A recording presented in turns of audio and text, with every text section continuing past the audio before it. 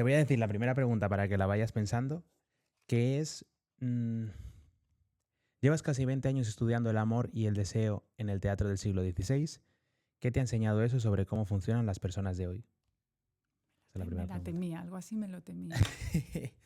Voy a respirar un momento. Primero, agradecerte, darte las gracias por tu tiempo. Siempre digo que el recurso más valioso que te puede otorgar un ser humano es su tiempo, porque nunca más vamos a volver a tener un 24 de julio, creo que soy, 24, 25. Un 28, imagínate, no sé ni qué día vivo. 28, un 28 Yo de me acabo de julio. enterar de que era fiesta. A mí me he enterado mal, me he enterado mal, me he enterado haciendo algo mal, evidentemente. De cuando has llegado y has visto el parking vacío. No, Dices, antes. vale. Me ha sobrado tiempo hoy por la mañana. Vale. Entonces, 28 de julio, 10 de la mañana, no lo vamos a recuperar nunca jamás. Así que espero que la inversión de tiempo que tengamos los dos, pues por lo menos cambie una única vida. Siempre digo, aunque sea pues, de tu expertise o no, un clic, un cambio de conciencia, pues yo creo que es más que suficiente. Y que Dios te dé las palabras que necesites, ¿no? Que seas un canal, ¿no? En el que Dios actúe y pueda hablar quizás a través de ti. Gracias por dedicarme tu tiempo y por darme esta oportunidad, desde luego. No lo vamos Yo a creo que es un placer estar aquí, creo que lo va a ser más a cada minuto que pase. Qué guay. Vale, pues voy a respirar antes de empezar y empezamos.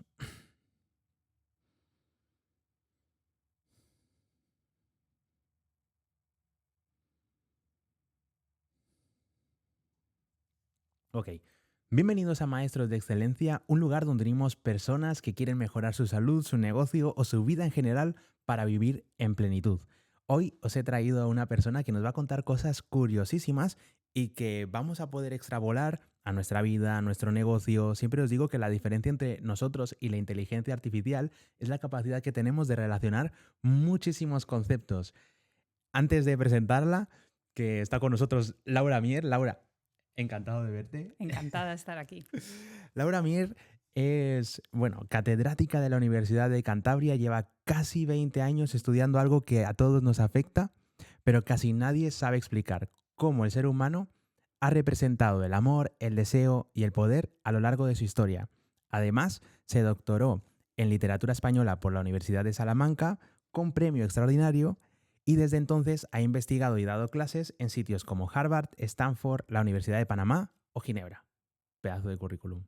Gracias, pero no soy catedrática. Vale. Siento empezar corrigiéndote, soy profesora titular. Espero ser catedrática en algún momento, pero todavía no he llegado. Bueno, profesora titular.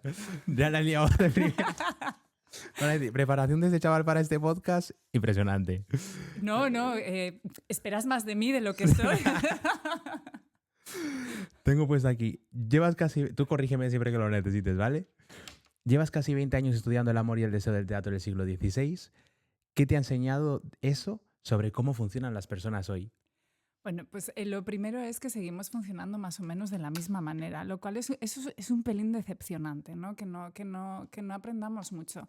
El amor, evidentemente, es uno de los grandes temas literarios. El amor, la muerte, el miedo son las grandes preocupaciones del ser humano y, evidentemente, quedan reflejadas en el arte, ¿no? En concreto en la literatura. La literatura tiene la peculiaridad respecto a otro tipo de artes que puede contar una historia. No es un cuadro, puede contar una historia, pero es un recorrido un poco más limitado, ¿no? Con la literatura podemos contar una historia y en concreto con el teatro esta historia además tiene que resolverse de alguna manera. Es decir, no es un texto poético en el que solo se expresa un sentimiento, sino que tiene siempre un conflicto. El teatro tiene un conflicto que tiene que resolverse. Entonces, claro, cuando enfrentamos lo que es el género teatral a un intento, ¿no? de plasmar usos amorosos o cómo son las costumbres amorosas o las expectativas amorosas en una sociedad, pues esto tiene que tener un recorrido y normalmente acaba en final feliz. ¿Qué pasa? Que muchas veces el conflicto es bastante tenso y este final feliz a veces es un poco forzado, ¿no? Hay un recurso que a mí me gusta mucho que es el Deus Ex Machina, que es cuando tienen que intervenir, por ejemplo, las figuras mitológicas para arreglar algo que los seres humanos no han podido arreglar por sí mismos, como puede ser pues, un triángulo amoroso, ¿no? Entonces pues, aparece un cuarto personaje, entonces ya se casan dos y dos y se arregla el problema. Que en lo que yo he estudiado, que es el teatro del siglo XVI, el principal problema que tenemos, y para mí es la principal carencia, vista de una manera muy, muy anacrónica, con ojos contemporáneos, es que todo acaba en boda. Pero la pregunta de hoy en día para mí es ¿qué pasa después de la boda? ¿No? O sea, llegar a la boda a mí me parece relativamente fácil, ¿no? Quiero decir, a la boda como símbolo de, vale, estamos de acuerdo, vamos a hacer que esto funcione. Pero el reto viene después, ¿no? Mm. Viene, ¿y qué hacemos con esto el resto de nuestra vida o no? Yo creo Y que es la esto, parte que se omite, ¿no? eso es lo que quiero decir. Precisamente en los textos que yo trabajo, es que eso no queremos saberlo en realidad. Eso carece de interés. Lo que nos gusta es el momento romance de encuentro, de descubrimiento de cómo hacemos que esto funcione en el siglo XVI y ahora, Qué ¿no? bueno. Pero ¿qué pasa después? Hombre, ahora cada vez hay más textos que plantean divorcios, que plantean otro tipo, ¿no? de retos respecto al amor, pero esta parte truculenta del ligoteo, siglo XVI, siglo XXI, no hemos cambiado gran cosa, la verdad. ¿Crees que esas obras tendrían más o menos éxito según eso? Porque yo lo que veo es que, claro, omitiendo el matrimonio, omites. Sería como empezar otra obra, ¿no? Porque, de nuevo, empiezas apoteósicamente, tiene que haber un nudo y luego tiene que haber quizás un desenlace. Es como que no todos los matrimonios son lineales. Bueno, es que yo creo que ningún matrimonio es lineal. Aquí estoy hablando de otras cosas de Sí, las sí, que yo no, no no. sé nada, ¿no? Pero yo creo que es justo lo contrario. De hecho, a mí el principal reto de un matrimonio es que no sea lineal. Porque eso es el fin de la persona.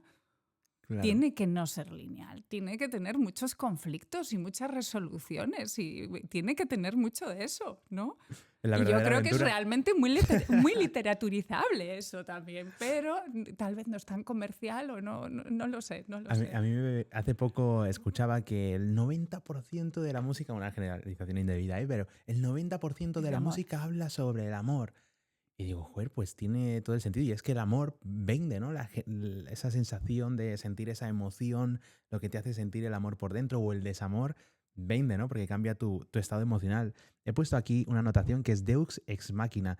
Y lo primero que se me ha venido a la mente es, ¿crees que esos autores cuando usan esa figura literaria, em, lo que les falta es quizás más técnica a la hora de narrarlo o es como, venga, me quiero quitar esta obra de encima y entonces utilizo a Dios, utilizo la mitología para quitármelo ya y ya está? No, es que es un imposible. El amor del siglo XVI viene directamente del amor cortés. El amor cortés es un amor imposible. Es un galán que pretende a una dama que no le corresponde, bien porque esté casada o porque sean de diferente clase social. Entonces, el destino de este galán, de este pretendiente, es morir de amor. Es seguir amando, demostrar su amor y seguir amando hasta el fin de sus días, ¿no? Esto es el amor cortés. ¿Qué pasa? Que en el teatro esto es tragedia. Esto es una tragedia. Y además en España la tragedia es un género muy, muy controvertido, pero en teatro esto no funciona. Esto funciona funciona desde luego en poesía, puede funcionar en narrativa. Tenemos, por ejemplo, La cárcel de amor, que es una novela escrita sobre una base epistolar. Son las cartas de Leriano, que va contando, pues casi va contando cómo se va muriendo poco a poco, ¿no? Cada vez su enfermedad de amor es más grave y va a dejar de vivir, ¿no? Lo de la enfermedad de amor, se creía en ello médicamente y desde luego es un motivo literario muy, muy importante, el morir de amor, ¿no? De hecho, se utiliza durante todo el XVI y luego en el XVII, en el teatro mucho, se utiliza para demostrar la veracidad del amor. Es decir, si el chaval no está lo suficientemente enfermo, es que no te quiere de verdad, ¿no? Entonces tiene que estar malito, malito. O sea, malito de encontrarse mal, de que no puede pensar en otra cosa. Es algo físico, no es algo emocional ni algo psicológico. Tiene que llegar a ser algo físico y así demuestran la veracidad de su amor. Mira qué malo estoy, esto es que te quiero de verdad, ¿no? Para que los crean. Entonces, ¿qué pasa? Que al llegar al teatro, esto no funciona. ¿Y cómo lo arreglamos? Tenemos un recurso que es la anagnórisis. Cuando es un amor no correspondido por clase social, de repente se descubre que la persona de clase social era de clase social elevada, pero no se sabía porque fue secuestrada de niño, de niña, y tiene una marca y entonces la reconoce otro personaje y entonces de repente ya sí es un amor posible, eso es la anagnórisis. O de repente, ¿quién había muerto de amor? El caso, por ejemplo, de Encina, la égloga de Plácida y Vitoriano. Se muere de amor. Se muere porque es consecuente con el sistema sentimental de la época. Entonces se muere de amor y ¿qué hace? Pues ahí viene Mercurio y viene Venus y lo resucitan. Se mueren los dos además y entonces resucitan a los dos. Y entonces ya pueden ser felices porque ya han demostrado con creces todo lo que se querían, ¿no? Y este es el recurso del Deus Ex Machina. Bueno, pues ahora te resucito, yo que soy Dios, porque un amante tan fiel merece vivir. ¿Crees que era una forma también de educación de la época? Es decir, tú vas al teatro y es como que te programa mentalmente para, oye, si no eres de esta clase social, quizá no deberías pretender a la otra, o todo lo contrario, es, aunque sea pobre, me puedo ligar a la rica, o aunque yo sea la pobre, me puedo ligar al rico. Lo primero a lo mejor, lo segundo no lo tengo tan claro. Pero no, a ver, en esta época, al principio del siglo XVI, el teatro es muy nobiliario, o sea, es visto por muy pocas personas y es justo a lo largo del XVI es cuando se va popularizando. Finales del XVI, principios del XVII, ya es la comedia de Lope, ya, o sea, ya tenemos los corrales de comedias, ya tenemos un teatro más social, más popular. Pero a principios del siglo XVI, este teatro del que está Encina, del que estaba hablando, es un teatro vinculado, en este caso, a los duques de Alba. O sea, es un teatro aristocrático y, claro, sí que hay una gran clave cómica en los personajes de clase social más baja. De hecho, el Teatro de Encina en concreto es un teatro de pastores, en el que salen pastores con las ovejas, y esto pues, es uno de los personajes prototípicos, ¿no? en este primer teatro. Me encanta. Estoy disfrutando muchísimo, ¿eh? No sé, estoy disfrutando ya muchísimo. Tengo aquí un montón de anotaciones. Voy a seguir con la siguiente pregunta que me interesaba muchísimo y es, ¿La Celestina sigue siendo una de las obras más estudiadas de la literatura española? 500 años después, ¿qué tiene esa historia? ¿Qué tiene la Celestina que la hace tan difícil de matar? Porque no, es que es inmortal. Lo que tiene es la inmortalidad, el don de la inmortalidad. Es que la Celestina tiene todo lo humano, todo lo truculento, pero también todo lo hermoso. Entonces, lo encuentras todo ahí. ¿Por qué crees que en los tiempos, esto es saliéndome de la línea, ¿por qué crees que en ese momento era como ese amor tan pasional de me muero de amor, me derrito en el amor? Y era como lo mismo, educar, una forma concreta de amar. La forma correcta de amar es desparramar todo el amor que puedes, ¿no? Y ahora siento como una contraposición a eso, y es que muchas veces cuando vemos, no teatro, porque no sé si la gente va mucho al teatro, me van a aprovechar para darme a tope, no sé si la gente va mucho al teatro, pero cuando ves una película es como que el amor es algo más fugaz, más rápido, y el protagonista no se muere de amor, es como que, bueno, me dejo aquella, pues me voy con la otra. Es como que ya nadie se muere de amor. Sí, pero bueno, también porque creo que tenemos, o sea, este tipo de amor tan intenso ahora mismo nos parece tóxico. O sea, quiero decir, no es que no se lleve, es que lo evitamos. Nos parece algo que tenemos que evitar porque nuestra propia integridad está por delante de nuestros sentimientos, ¿no? O sea, siempre el yo está por delante del tú. No pretendemos estas entregas totales, aunque sí que creo, nota a pie de página, que sí que vivimos en una sociedad en la que hay mucha entrega también. O sea, hay personas muy entregadas o sea, también en cuestiones sentimentales, pero hacia el cuidado, hacia los demás, hacia causas determinadas. O sea, que no quiero decir que seamos todos absolutamente egoístas y que no sepamos salir de ahí, pero sí que los modelos sentimentales han cambiado mucho.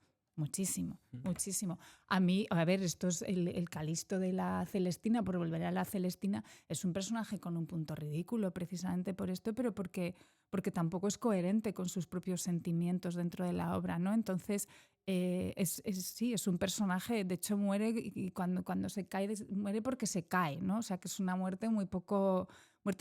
Muere porque se cae huyendo pensando que le van a matar, ¿no? Y al final... Y en el texto pues se cuenta cómo su cerebro está desparramado por el suelo. O sea, es una muerte muy, muy poco heroica porque es un personaje con un punto cómico. Es un héroe con un punto cómico, ¿no? El gran personaje es Melibea y, desde luego, la obra se llama La tragicomedia de Calisto y Melibea, que los lectores han transformado en Celestina por la importancia del personaje de Celestina, que muere a la mitad también. Por eso te decía antes que hay muchísimo asesinato, hay accidentes, hay asesinatos, es que es muy truculenta y también es extraordinariamente hermosa. En la Celestina, ¿por qué es tan importante el personaje de Melibea? El personaje de Melibea es importante porque se le da mucha voz a un personaje femenino. Melibea, además, bueno, ahí hay, en la Celestina hay controversia hacia todo, si es novela, si es teatro, si es, bueno, todo, o sea, todos, si es de autor único, si es de dos autores, y bueno, hay muchísima controversia dentro de los investigadores y las investigadoras. Y una de las controversias que a mí es de las que más me gustan es precisamente la pregunta de si a Melibea lo que le pasa es que se enamora por la magia de Celestina. Celestina, en el acto cuarto, va a casa de Melibea por mandato de Calisto, con un hilado encomendándose a Satán para intentar que Melibea caiga en las redes de Calisto. Entonces se supone que lleva este hilado que está impregnado de una pócima para conseguir cambiar la voluntad de Melibea, ¿no? Y se supone, esta es una lectura, a partir de este contacto con la magia negra, con la magia blanca, perdón, es como consigue Celestina que Melibea acceda al favor de Calisto, ¿no? Más adelante. Hay otra lectura muy diferente, que a mí me gusta mucho más, que yo defiendo además, que es que Melibea en la primera escena de la Celestina, Calisto, en la obra se abre con Calisto diciendo: en esto veo, Melibea, la grandeza de Dios. Y dice Melibea: ¿en qué? Calisto. Y entonces ya Calisto responde: daos poder a natura. No, le dice: pues que eres muy guapa, ¿sabes? Es lo que le viene a decir Calisto. Pero claro, ¿por qué Melibea pregunta en qué Calisto? Porque no se va, porque no dice: vete, Memo, ¿no? Yo no estoy interesada en esa pregunta. El hecho de que la respuesta de Melibea sea una pregunta tal vez significa que Melibea tenía un interés personal previo a la magia, ¿no? Entonces, igual lo que Melibea tiene es coherencia con sus propios sentimientos, igual si estaba interesada en Calisto desde el principio. ¿No? Pero además es una obra que siempre se dice, estos son los latinajos que se utilizan con la Celestina, que empieza en medias res, es decir, cuando empezamos a leerla, ya ha empezado la historia. O sea, ya están hablando Calisto y Melibea. Uno de los grandes retos del teatro es poner a los dos personajes juntos, porque socialmente no compartían espacios, hombres y mujeres. Entonces, claro, esto hay que situar, claro, hay que ponerlos en algún momento más o menos verosímil. Tienen que hablar, porque si no, no empieza nada, no va a empezar ninguna relación. Entonces, en la Celestina abrimos y ya está Calisto diciéndole cosas a Melibea. Entonces decías que era muy importante porque se le daba como más voz al femenino, ¿no? A ese personaje de la mujer. ¿En las anteriores obras había sido más importante el masculino? ¿Cuál es la diferencia? ¿O no necesariamente? Es que no tenemos obras de teatro anteriores a la Celestina. O sea, el principal valor de la Celestina es que es prácticamente un milagro literario. O sea, es una obra muy, muy completa, muy, muy hecha, con una tradición literaria previa prácticamente inexistente. Entonces, porque el teatro español realmente hasta el 16, yo soy de las que la adoptan para el teatro, aunque no diré es teatro, pero sí que la percibo como teatro, la Celestina. No hay, de repente existe esto, ¿no? Entonces, claro, eso cambia por completo el panorama. De hecho, una de las razones por las cuales yo creo que es tan importante es por todo el impacto que tiene después. Después de que exista la Celestina, es imposible para cualquier escritor ignorar la Celestina. ¿En qué sentido? ¿En referencias de actos? Por ejemplo, una cosa muy clara es el personaje de Celestina, precisamente, que es la medianera, es el go-between, la que va entre uno y otro, ¿no? Con el recadillo de nos vemos, no nos vemos, pues aquí, pues a tal hora, ¿no? Esta Celestina está tan bien perfilado, está tan bien definido, está tan bien hecho, lo conocemos tan bien gracias al trabajo de Rojas, que no es necesario volverlo a hacer. ¿Qué hacen el resto de escritores? Esta es una Celestina. Solo dicen que es una Celestina y todo lo demás ya se sobreentiende.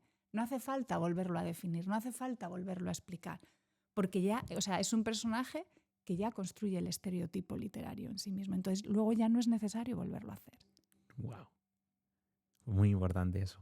Claro, porque en la número 1, la Celestina número 1 es esta, y en la mente de todos los autores y de todo el público en general, ya es esta la Celestina. Entonces, que bueno, no necesito volver a construir el personaje. Me parece eso súper interesante. Yo siempre intento coger las cosas que una persona, por ejemplo, tú me lo dices de literatura, yo intento llevármelo y luego cuando lo reflexione en casa me lo intentaré llevar a la vida. Y es quizá cómo puedo yo hacer algo en un negocio que pueda ser equivalente o parecido, y es que la gente cuando piense en esto diga, no, no, es que automáticamente para yo encasillar a alguien en esto tengo que pensar en esta empresa o en esto, ¿no? Que eso también sucede, pero Pero pasa con todo. O sea, esto a mí me parece un ejemplo muy claro, pero cuando alguien ya ha hecho algo, la segunda persona que lo hace lo tiene infinitamente más fácil, ¿no? ¿O no? sí, sí, 100%. Entonces, es un poco lo mismo. Y ahora es mucho más fácil seguir, ¿no? Ahora y siempre es mucho más fácil seguir lo que ya está hecho que pensar en cómo hacer algo. Pero claro, quien da con algo que no existía antes, Es un eso es genio. Es revolucionario. un genio. Eso es un punto de inflexión. ¿Hacia dónde? No sé, pero es así en el mundo literario y en la vida, ¿no? Entonces, Wow, ayer leía, antes de preguntarte por la incoherencia de Calisto, porque sé que también lo has mencionado antes, has dicho, bueno, y Calisto es un poco incoherente durante la obra, antes de preguntarte por eso, porque me interesa de verdad. Ayer estaba leyendo un libro de Joseph Campbell que hablaba justamente de esto, de cómo despertar al genio en El héroe de las mil caras. Y él decía que la única forma de encontrar al genio era mirando dentro de uno mismo y disolviéndose a sí mismo dentro de uno, eh, como para brillar y dárselo a los demás. No termina de decir dárselo a los demás, sino que buscar el interior como irse en el ostracismo hacia el interior de uno mismo, y cuando tú estás en el ostracismo, el interior de ti mismo, es cuando realmente el mundo empieza a observarte. Es algo muy contraintuitivo porque el mundo normalmente pensamos que el mundo nos observa cuando nosotros más brillamos, más decimos, más hacemos, pero creo que funciona ahora realmente al contrario, es buscando dentro de ti esa esencia que te haga único y especial sin tener que pedir permiso a los demás por ser tú mismo.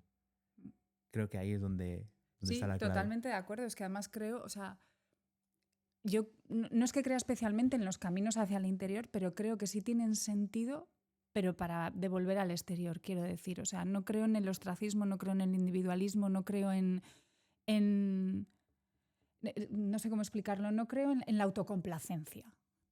Creo que esa es la palabra, en la autocomplacencia. Pero sí que creo que una relación auténtica con nosotros mismos, con nosotras mismas, cada uno consigo mismo, es lo único que nos puede llevar a tener una vida coherente.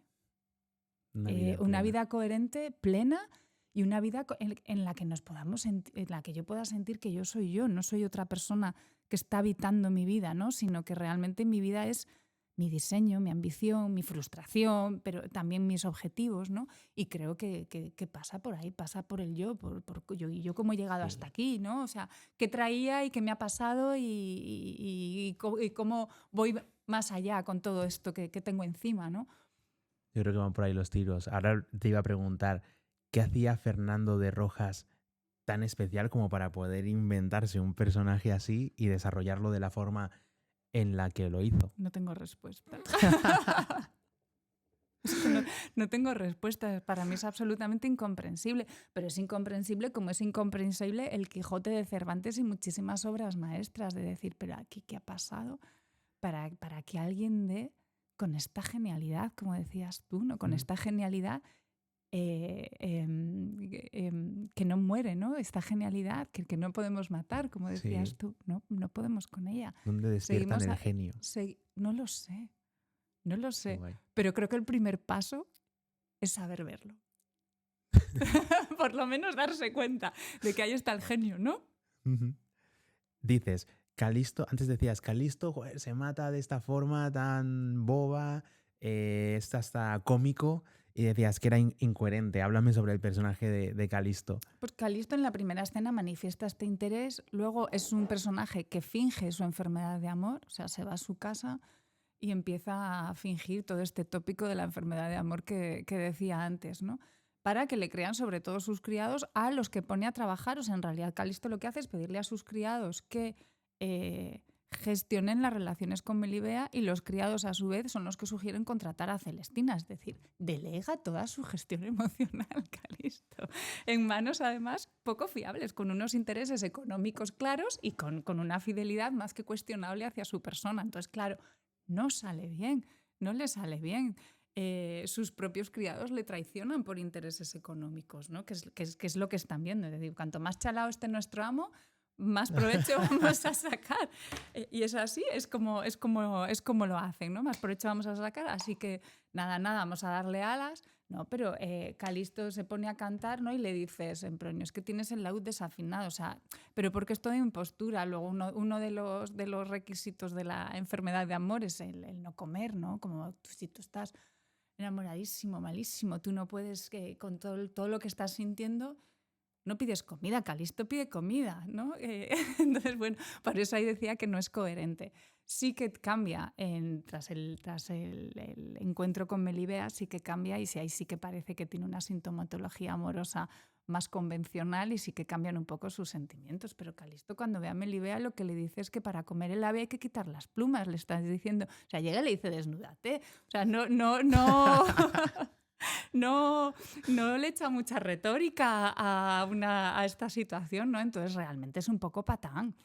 ¿Cómo sientes que va evolucionando el teatro a lo largo del siglo? Es decir, La Celestina, ¿cuál dirías que es la siguiente obra que marca quizás ese siglo XVI? Pues no hay una obra tan significativa, sí que hay obras importantes que van añadiendo, porque todo el siglo XVI es un momento de búsqueda. El teatro no es profesional, el teatro se hace en un ámbito muy reducido, en casas nobiliares, con un público muy reducido, y a final de siglo tenemos compañías que están ya por la península ganándose la vida exclusivamente de su arte, de su teatro. Tenemos teatros, o sea, es decir, lo que se conforma durante todo el siglo XVI es precisamente el tejido teatral, nace el teatro profesional. Entonces, ese nacimiento es muy paulatino. Ahí cada obra va contribuyendo de alguna manera también en función de la independencia económica de cada autor, ¿no? Tenemos a mediados del siglo, a partir de 1642, sobre todo la figura de Lope de Rueda, que es el primer autor que se va con su compañía de acá para allá representando y se considera el primer autor realmente profesional con su sueldo, no como Encina, que trabajaba para otros que le encargaban determinadas cosas, sino que Lope de Rueda es el primero que tiene olfato profesional de pues voy a montar esto porque es lo que quiere, lo que se vende, ¿no? O sea, por eso se considera el primer profesional como tal, ¿no? Entonces, claro, las obras, lo que nos ha quedado en sí, los textos que nos han quedado de Lope de Rueda tienen su valor, pero no son la Celestina en cuestión a la hora de construir un canon, pero claro, tienen mucho valor por lo que supusieron, ¿no? En el momento, porque es un punto vuelvo a los puntos de inflexión, es un punto de inflexión en lo que es la historia del teatro. Respecto a la sociología, ¿no? Cómo estaba la sociedad en ese momento estructurada, ¿qué crees que les hace ir a los teatros, ¿no? Esa democratización, entiendo, del teatro. Me estás diciendo al principio, lo veían nobles en sitios muy cerrados, gente muy exclusiva. De repente hay como una democratización. ¿Eso cómo se vende? ¿Cómo se hacía? ¿Por qué piensas que a la sociedad quizá española le empieza a interesar ir al teatro? Porque tiene la oportunidad que antes no tenía. Yo creo que a ver, ahí luego más adelante hay cierto interés también político, ¿no? Pero el entretenimiento forma parte también de las aspiraciones del ser humano sin que sea necesariamente la más loable, pero todos buscamos entretenernos, ¿no? Todos buscamos muchas veces desconectar de nuestra propia vida o comprender nuestra propia vida de otra manera a través del entretenimiento, ¿no? El verla desde fuera también, que esto en el teatro se hacía mucho. Entonces, claro, es una máquina de entretenimiento. El público va al teatro Claro. a pasárselo bien, Sí. principalmente a disfrutar. Y luego quizá buscar ese valor añadido, que es la Claro, educación, ¿no? sí, Podría ser. sí, pero no tiene. Durante el siglo XVI, en el XVII cambian un poco las cosas. No tiene. A ver, sí que hay un valor pedagógico que tiene mucho que ver desde el punto de vista de la religión, por ejemplo, ¿no? En este proceso de profesionalización del teatro tiene también lugar la reforma y la contrarreforma, que esto definen muchísimo lo que se representa y sobre todo cómo se representa. Esta es una de las cosas que a mí más me han interesado en mis trabajos, que es precisamente cuáles son los límites, es decir, hay cosas que en el espíritu reformista sí se permiten en escena que luego dejan de permitirse en escena. Por ejemplo, algo que es muy, muy, muy divertido a principios del XVI son los personajes travestidos, ¿no? Que a través del travestismo lo que están buscando es precisamente burlar todas estas normas sociales y luego son unos textos muchísimo, con una carga sexual muchísimo mayor de la que tienen después de la Contrarreforma, que al final prohíbe muchísimas cosas, ¿no? Entonces, estos textos de principios del 16 lo que devuelven es una libertad que a veces yo pienso que todavía estamos intentando reconquistar como sociedad de alguna manera, porque todavía no había sido el Concilio de Trento. Entonces, no había nacido la Inquisición, entonces todavía había cosas que no tenían tantas consecuencias el hablar de ellas o el representarlas, ¿no? Entonces son textos muy divertidos, muy difíciles de leer, no voy a engañar a nadie, no voy a decir, pues, cógete la Comedia Serafina, que es divertidísima, pero tú la coges y se te va a caer de las manos, porque cuesta leerlo, por el vocabulario, por todo, por muchas cosas, ¿no? Por las propias convenciones. No te estoy dejando preguntar Está genial. nada. No te preocupes, Brandon. porque yo estoy tomando estoy tomando muchas anotaciones de lo que me va interesando de lo que vas diciendo. Porque yo siempre intento que sea como, si yo tomara un café contigo, serían las preguntas que te haría. Entonces, puede que estas no salga ninguna, porque son las preguntas que a priori podría haber hecho, no sé, indagando un poco, pero confío mucho en mi instinto. Entonces, mi instinto y mi corazón me van diciendo por dónde ir. Vale. Estabas hablando de la reforma y la contrarreforma. Entonces, ¿tú crees que esto es una conversación normal?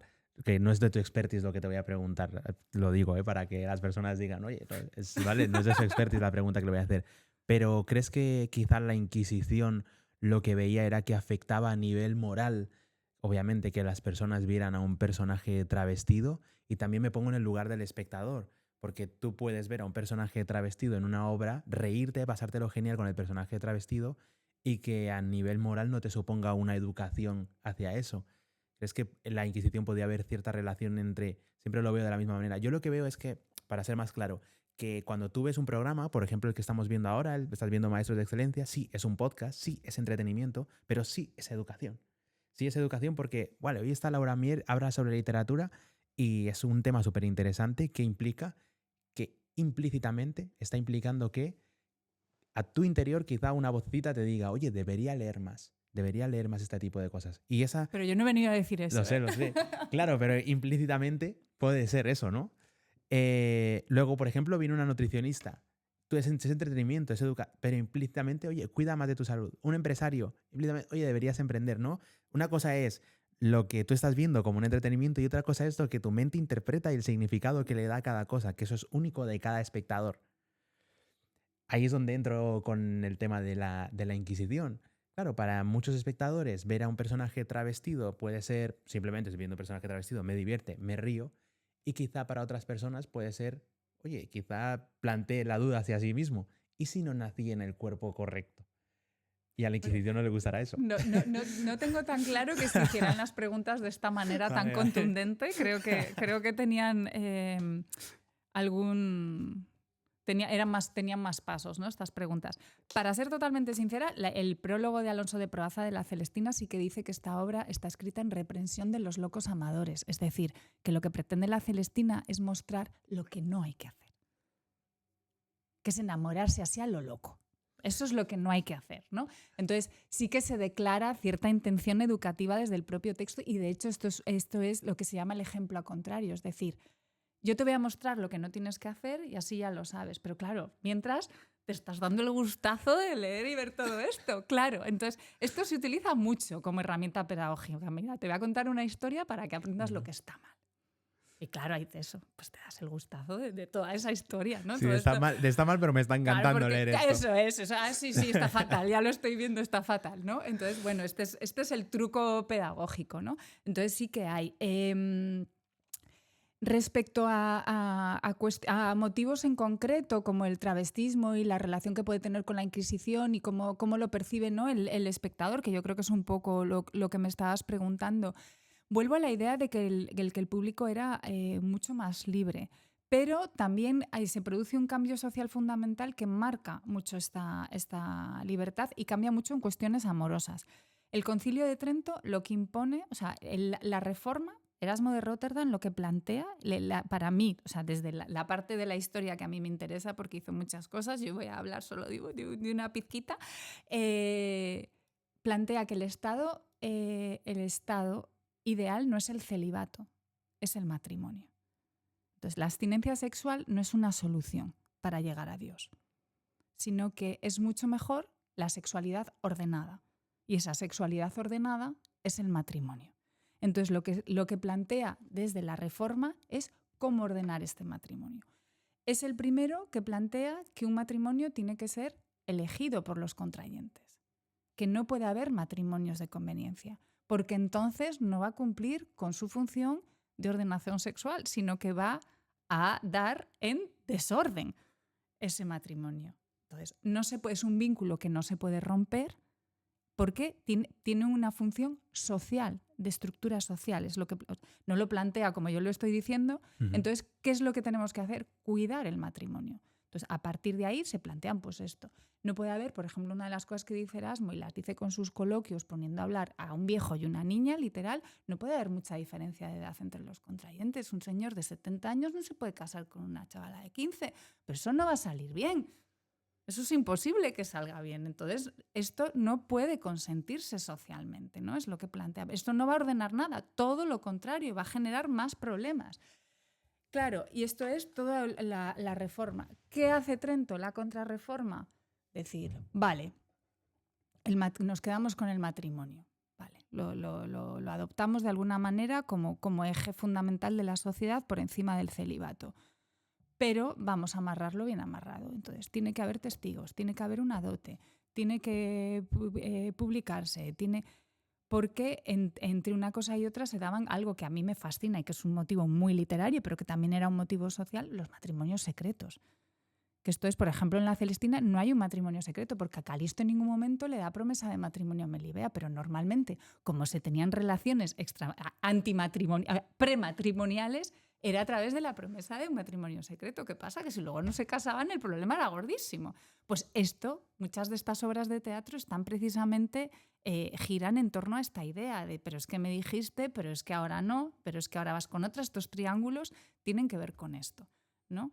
Entonces, ¿qué hace el Concilio de Trento? Se acabó el matrimonio secreto. No, lo que no es público no existe. O sea, las esferas de lo público y lo privado son muchísimo más fuertes, la frontera es muchísimo más fuerte que antes. Sí, y ahí es donde quizá entra ya la Inquisición para que realmente eso se haga efectivo. La Inquisición es quien vigila efectivamente que esto se está cumpliendo. Wow. O sea, que de ahí viene la estructura social que tenemos actualmente, porque lo que tú me estabas describiendo era cómo se dan un poco los matrimonios ahora, la forma en la que se dan. Bueno, ahora no nos casamos ya, ¿no? Ya, no. O sea, ya no hay nadie que esté observando de tal, pero sí que veo que ahí hay cierta estructura social. No sé, yo siento, o sea, para dar mi opinión sobre el tema, yo siento que falta un poco de quizás un punto medio, ¿no? Entre ese compromiso, que sí, que siento que hay que comprometerse, hay que casarse, y siento que también hay que amar más de esa forma más desinteresada. Yo siento que en la actualidad se ama mucho de forma interesada, porque a ambas partes le conviene. Yo veo que hay gente que se va a vivir junta, no quiero generalizar, siempre que digo gente es una generalización indebida, ¿vale, chavales? Eso no se podría decir. Pero cuando digo, hay muchas personas que, o bueno, hay gran parte, no sé, no es que no me gusta generalizar indebidamente, tengo que hablar mejor. Yo observo que a veces las personas, pues eso, se van a vivir con sus parejas porque no pueden pagar el piso en solitario. Y siempre digo, es que ese es el motivo inadecuado. Porque va a llegar un punto en que tu pareja te va a molestar porque te fuiste por el motivo, desde mi perspectiva, desde el motivo inadecuado a vivir con esa persona.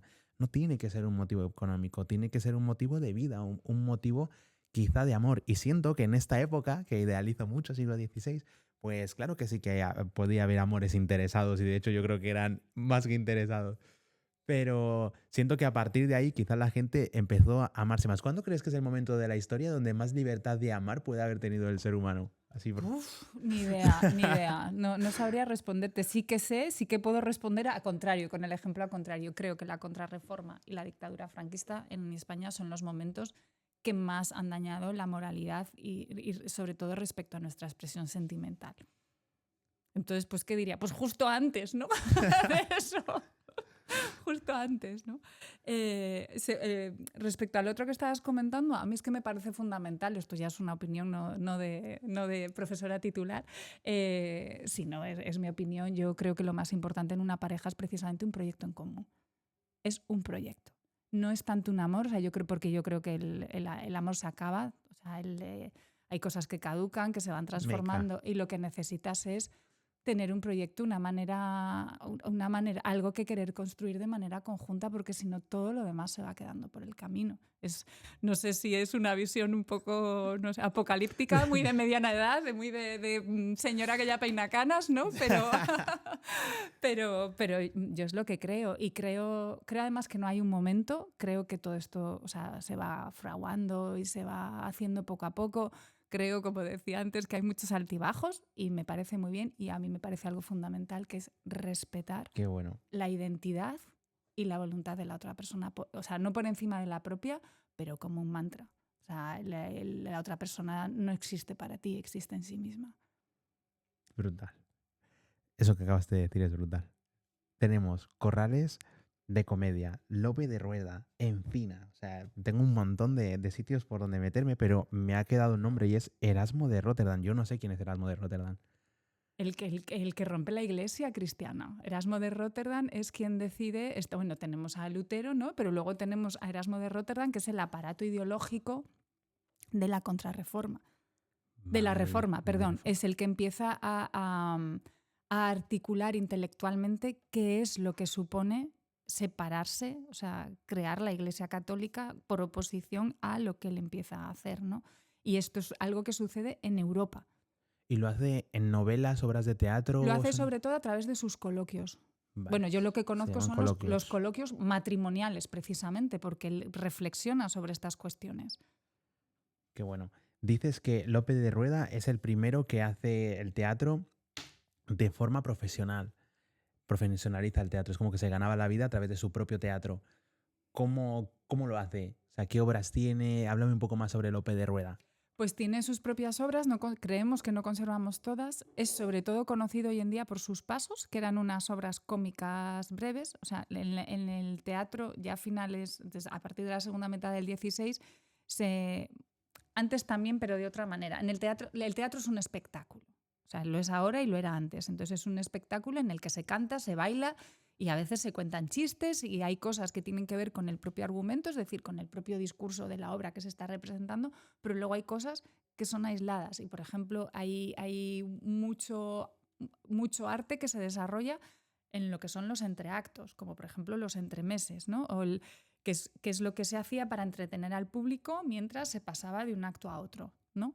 Entonces, Lope de Rueda, perdón, lo conocemos mucho por este tipo de obras. Sus pasos, que son unas obras breves, cómicas, es su mayor legado precisamente por la comicidad, porque además plantea tipos risibles, o sea, son estereotipos de la negra, el vizcaíno, entonces se ríe mucho, también se ríe mucho del clero, ¿no? O sea, se ríe mucho de la sociedad del momento. Y luego tiene sus propias comedias ya con influencia italiana, o sea, ya son de argumentos mucho más elaborados, pero que no han sido tan consideradas por la crítica como un elemento significativo en la historia del teatro. Qué curioso. Pero cuando estabas hablando de eso, de que se reía de los estereotipos que había en la sociedad, me ha venido automáticamente a la mente Aquí no hay quien viva. O Los Simpson, que veo exactamente lo mismo. Digo, entonces, joder, no ha cambiado tanto la forma de expresar o lo que le gusta al público, te diría. Sí, sí, sí. Que es muy similar. Y nos seguimos riendo de la clase política, o sea, de quién tiene el poder. O sea, lo que pasa es que, bueno, pues que ha habido momentos en los que ha habido que hacerlo con más cuidado que otros. ¿Qué diferencia había entre Lope de Rueda y Encina? Porque dices que aquí Encina como que tenía sus productores, era como que alguien externamente le pagaba. Pero ¿qué diferencia a nivel de teatro había entre uno y otro? Pues en el teatro de Encina concibe un teatro para un salón de una casa, en el que él mismo es el autor. Esto es como Lope de Rueda también era lo que se llama autor-actor, ¿no? O sea, que lo hacían todo. Él escribe el texto y él mismo se disfraza de pastor y entra vestido de pastor en escena con 3 o 4 personas, porque además Juan de la Encina, que a mí me interesa también mucho por eso, porque es otro aspecto que me interesa del teatro, era músico, él era músico profesional. Entonces, es un teatro también muy desde la música. O sea, es una representación en el sentido más amplio del término. es una relación mucho más de mercenazgo, como entenderíamos hoy un mercenazgo. Es decir, él vivía porque estas personas le Le contrataban con un pagaban. sueldo para hacer lo que estas personas le encargaban, pues para Navidad, porque nacía un hijo, porque se casaba la hija. Era pues un teatro de circunstancias vinculado a la vida de esta familia. Pero, por ejemplo, una de las cosas más significativas de Encina es su cancionero, que es el cancionero de 1496, en el que se publican todas sus obras. Es además uno de los primeros textos ya de la imprenta. O sea, es algo, una primicia, es otra genialidad, ¿no? De estas de la primera vez que sucede en la historia. Encina quiere ser considerado como autor, entonces decide que va a publicar todas sus obras. Esto es una conciencia de autor, estamos hablando de 1496, ¿no? Y no solo decide publicar todas sus obras completas en vida, sino que además publica reediciones ampliadas en las que lo nuevo que va escribiendo lo va incorporando y lo va publicando. Y encima manifiesta también no solo esta conciencia de autor, sino una conciencia de escritor muy, muy clara, porque distingue genéricamente. Es decir, hay unas partes que son sus poesías, otra parte que es el teatro. O sea, cada una de sus facetas está bien, bien colocadita. Esto es fundamental. ¿Por qué? Porque gracias a esta conciencia de autor tenemos sus textos, porque hay muchos textos que no hemos perdido. Esto probablemente es una de las cosas más fascinantes del teatro del 16, que es, tenemos un corpus, es decir, la cantidad de textos que conservamos son los que conservamos, pero no sabemos lo que había, porque de hecho Claro. seguimos encontrando textos. Entonces, nuestra historia del teatro, aunque desde los ojos del siglo XXI, y probablemente para la gente que me esté escuchando y diga, pero esta señora, ¿de qué está hablando? ¿No? ¿Por qué nos está contando estas cosas hoy? Pensamos que es algo muy monolítico el pasado. ¿No? Pensamos que el pasado es de lo poco que confiamos en que no se mueva, que quede como está. Pues no es así. No es así para nada, porque descubrimos nuevos textos. Entonces, de repente, toda nuestra historia, todo nuestro, por ejemplo, nuestro trazado de influencias, este autor influye en este, de repente aparece un texto y dices, ¿y ahora qué hacemos con esto? Nos cambia todo el mapa, ¿no? Wow. No es que salgan textos todas las semanas, pero no tenemos ni idea de los que nos quedan por descubrir. Claro. ¿Dónde se encuentran esos textos? Archivos. Esto es trabajo de archivo. Lo que pasa es que el trabajo de archivo pasa muchas veces que algún investigador va a buscar una cosa y se encuentra otra, que no es la que estaba buscando. Y ahí hay una genialidad, ¿no? Porque pues, de repente se encuentra pues, con un texto de Lope de Vega desconocido. Y cambia. Y esto sale en El País, claro, es de lo poco de mi trabajo que sale en la prensa nacional, ¿no?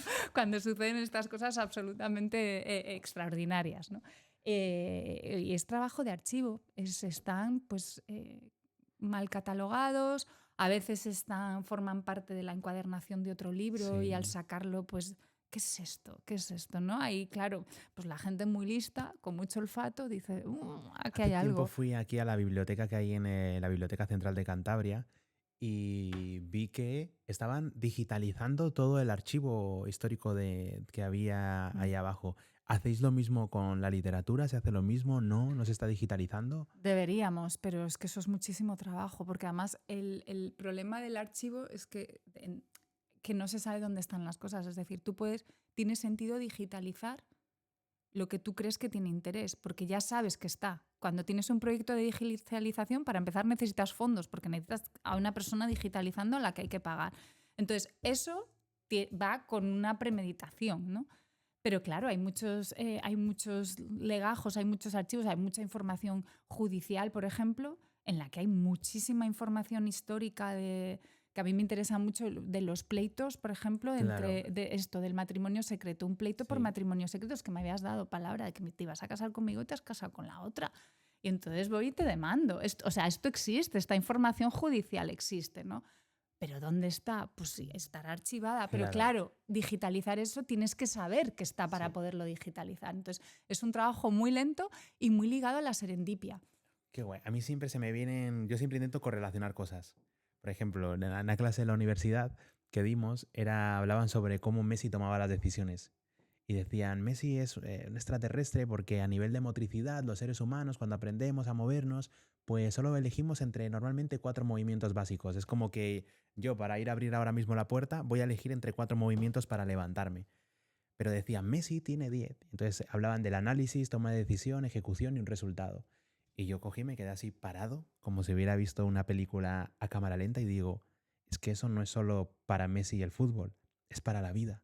Análisis, toma de decisión, ejecución y resultado. Cuando tú estabas hablando de eso, a mí se me ha ido a la mente a decir, joder, pues eso significa que ahora con la IA que puede acceder a un montón de información en segundos, podemos escanear todos esos textos, se los das a la IA y la IA en un segundo, claro, hasta ahora necesitamos un investigador que vaya al archivo, abra el archivo e intente buscar dónde está eso. Pero es que ahora tú puedes decir a la IA, si tuviéramos todo eso escaneado, oye, dime si hay algo en el archivo, toda la base de datos que tienes sobre esto. De hecho, Anthropic ahora mismo la han denunciado por derechos de autor porque ha estado cogiendo muchos libros del mundo, los ha estado escaneando para entrenar la IA Claude y destruyendo los libros.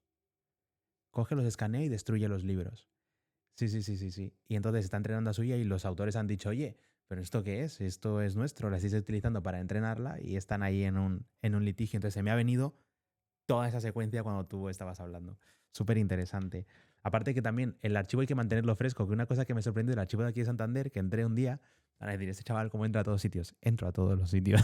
Claro que sí, claro, así hay que estaba fresco. Curioso por defecto. Sí. Estaba súper fresco. O sea, tienen como una nevera. O sea, claro, pero si no se estropean los documentos. Ya, pues a mí eso me sorprendió. Yo digo, ¿esto qué? Esto es genial. Tenía puesto aquí dinero. Súper importante el tema del dinero. Y entonces estabas hablando de Encina y el mecenazgo. Entonces, ¿estas personas ganaban dinero? Porque yo veo cuando Encina ya empieza a recopilar sus obras y a ponerlas en una imprenta, entiendo que ya empieza a ganar dinero con eso. Claro, pero vale, Encina imprime sus obras, pero luego hay que comprarlas. Ya. Vale. ¿Quién se podía permitir comprar El cancionero de Encina, que era un libro enorme, carísimo? Vale. Nadie se hacía rico, básicamente. No, para nada. Ninguno de estos autores murió en la abundancia. La abundancia, perdón. Sí. Qué bueno. Luego tengo puesto aquí música.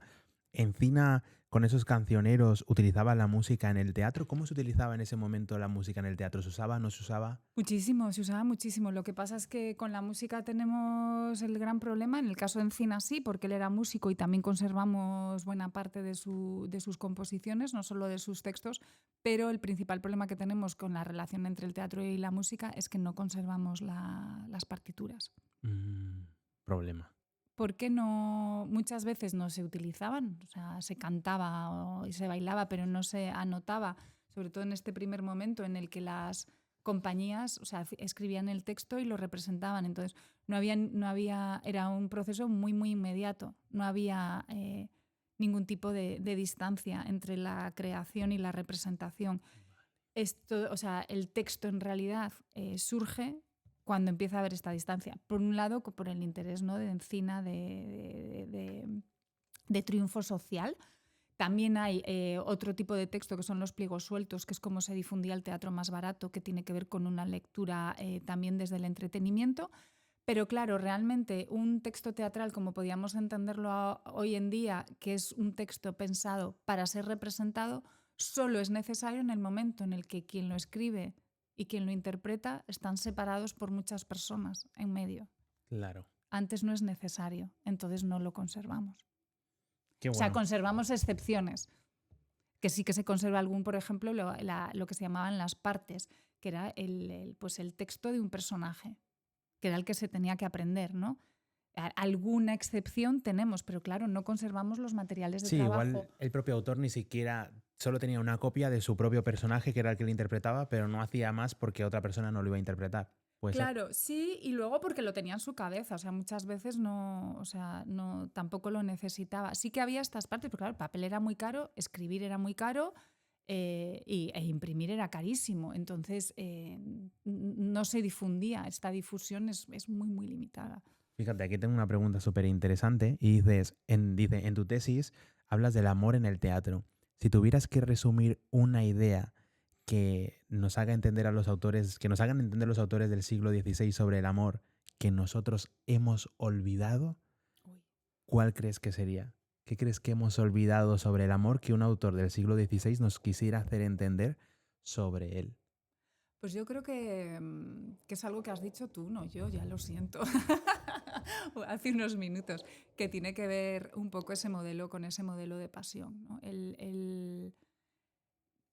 el testar un poco el amor. Es decir, no dejar, yo creo que nos dejamos llevar mucho. Yo no, pero todo el mundo, todos los demás.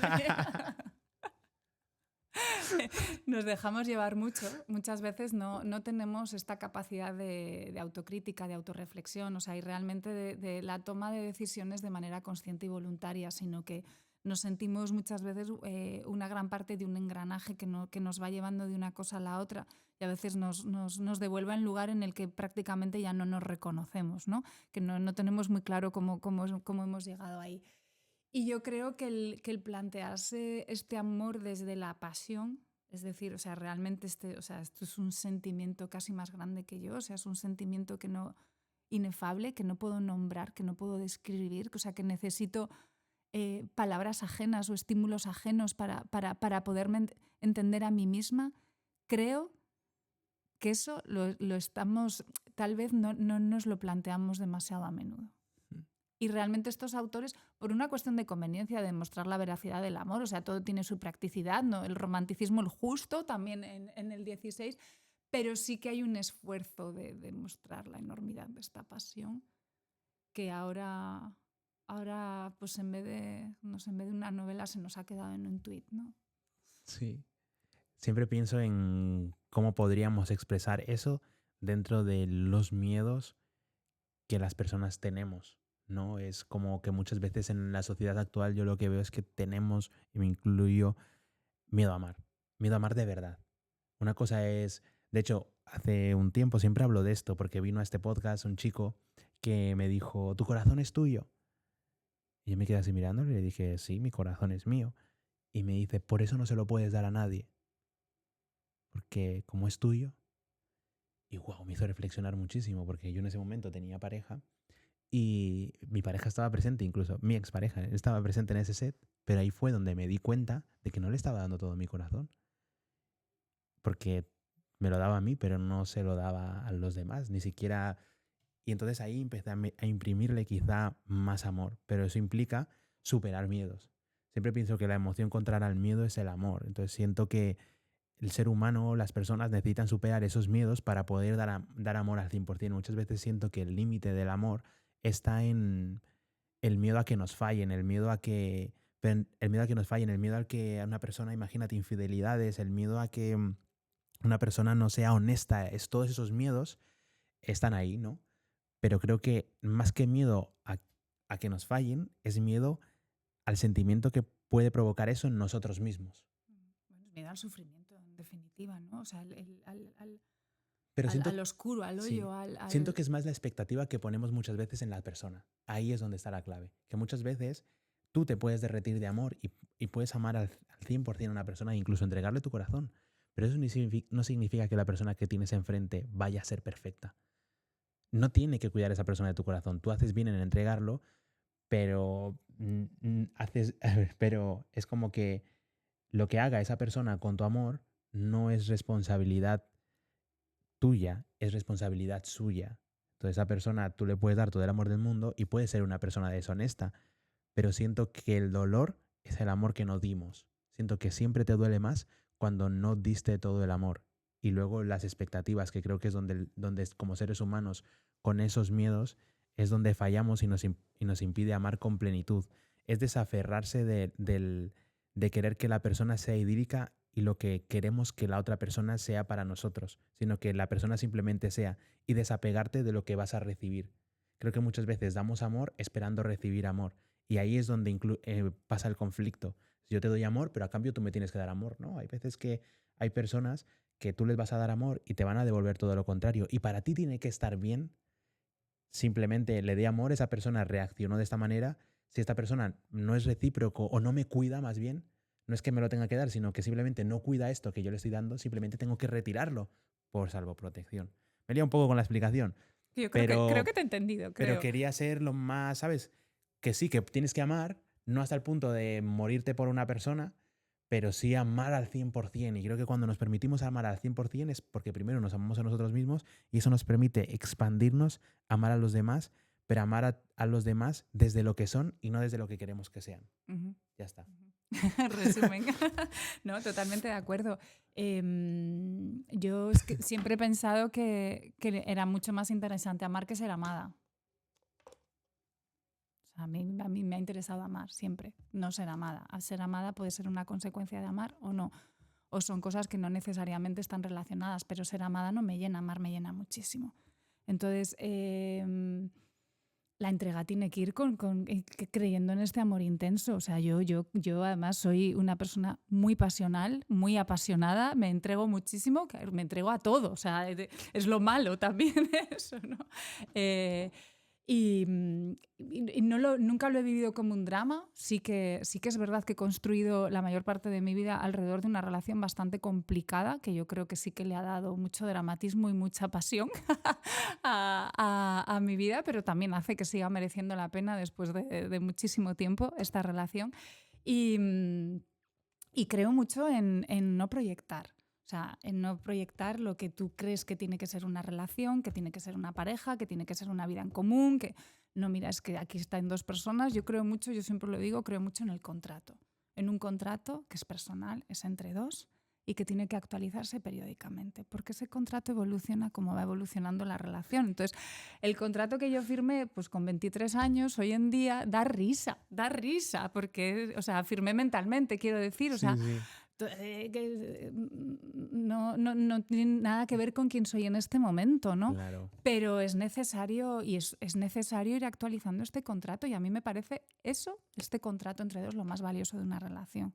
Los Sí. acuerdos que se toman entre dos personas. Pero eso tiene que ver con lo que decía antes del proyecto, decir, bueno, qué es lo que quieres, necesitas, y qué es lo que yo te puedo dar, y qué es lo que yo tengo, necesitas, te puedo dar, hasta dónde estoy dispuesto, hasta dónde no estoy dispuesta, ¿no? Qué bueno.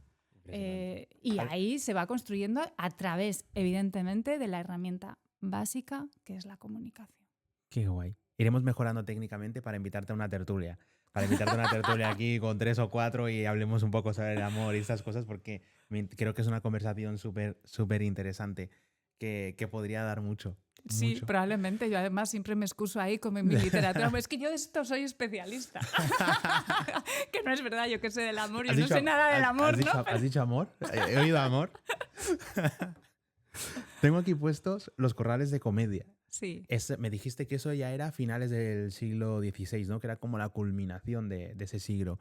¿Qué tienen de especial? ¿Qué diferencias hay entre esa primera obra, quizá la Celestina, y los corrales de comedia? ¿Cómo se va difuminando esa línea? Bueno, porque en los corrales de comedias ya es donde entra, más que en los teatros, el público muy popular, ¿no? Se hacen en un patio entre casas, ¿no? Y esto supone la cristalización del teatro como género y como género social, no como género elitista, ¿no? Vale. Entonces, esa es la importancia. Y a nivel técnico, tenían algo, o sea, ya me has dicho dónde se daban, que era más bien en los patios de su casa, pero los personajes cambian algo, no cambian nada. Cambia mucho cuando ya se hace el teatro en los corrales de comedias, ya tenemos lo que es la comedia nueva, que es lo que es la gran revolución de Lope de Vega, o de Lope de Rueda, que es el siguiente gran nombre, que es ya el teatro del siglo XVII, que es el teatro del siglo de oro, o sea, es el teatro, es por excelencia en la historia del teatro español, ¿no? O sea, además es el momento del imperio, es el momento del brillo, o sea, es el momento en el que España está en el centro del mundo, ¿no? Y este es el teatro.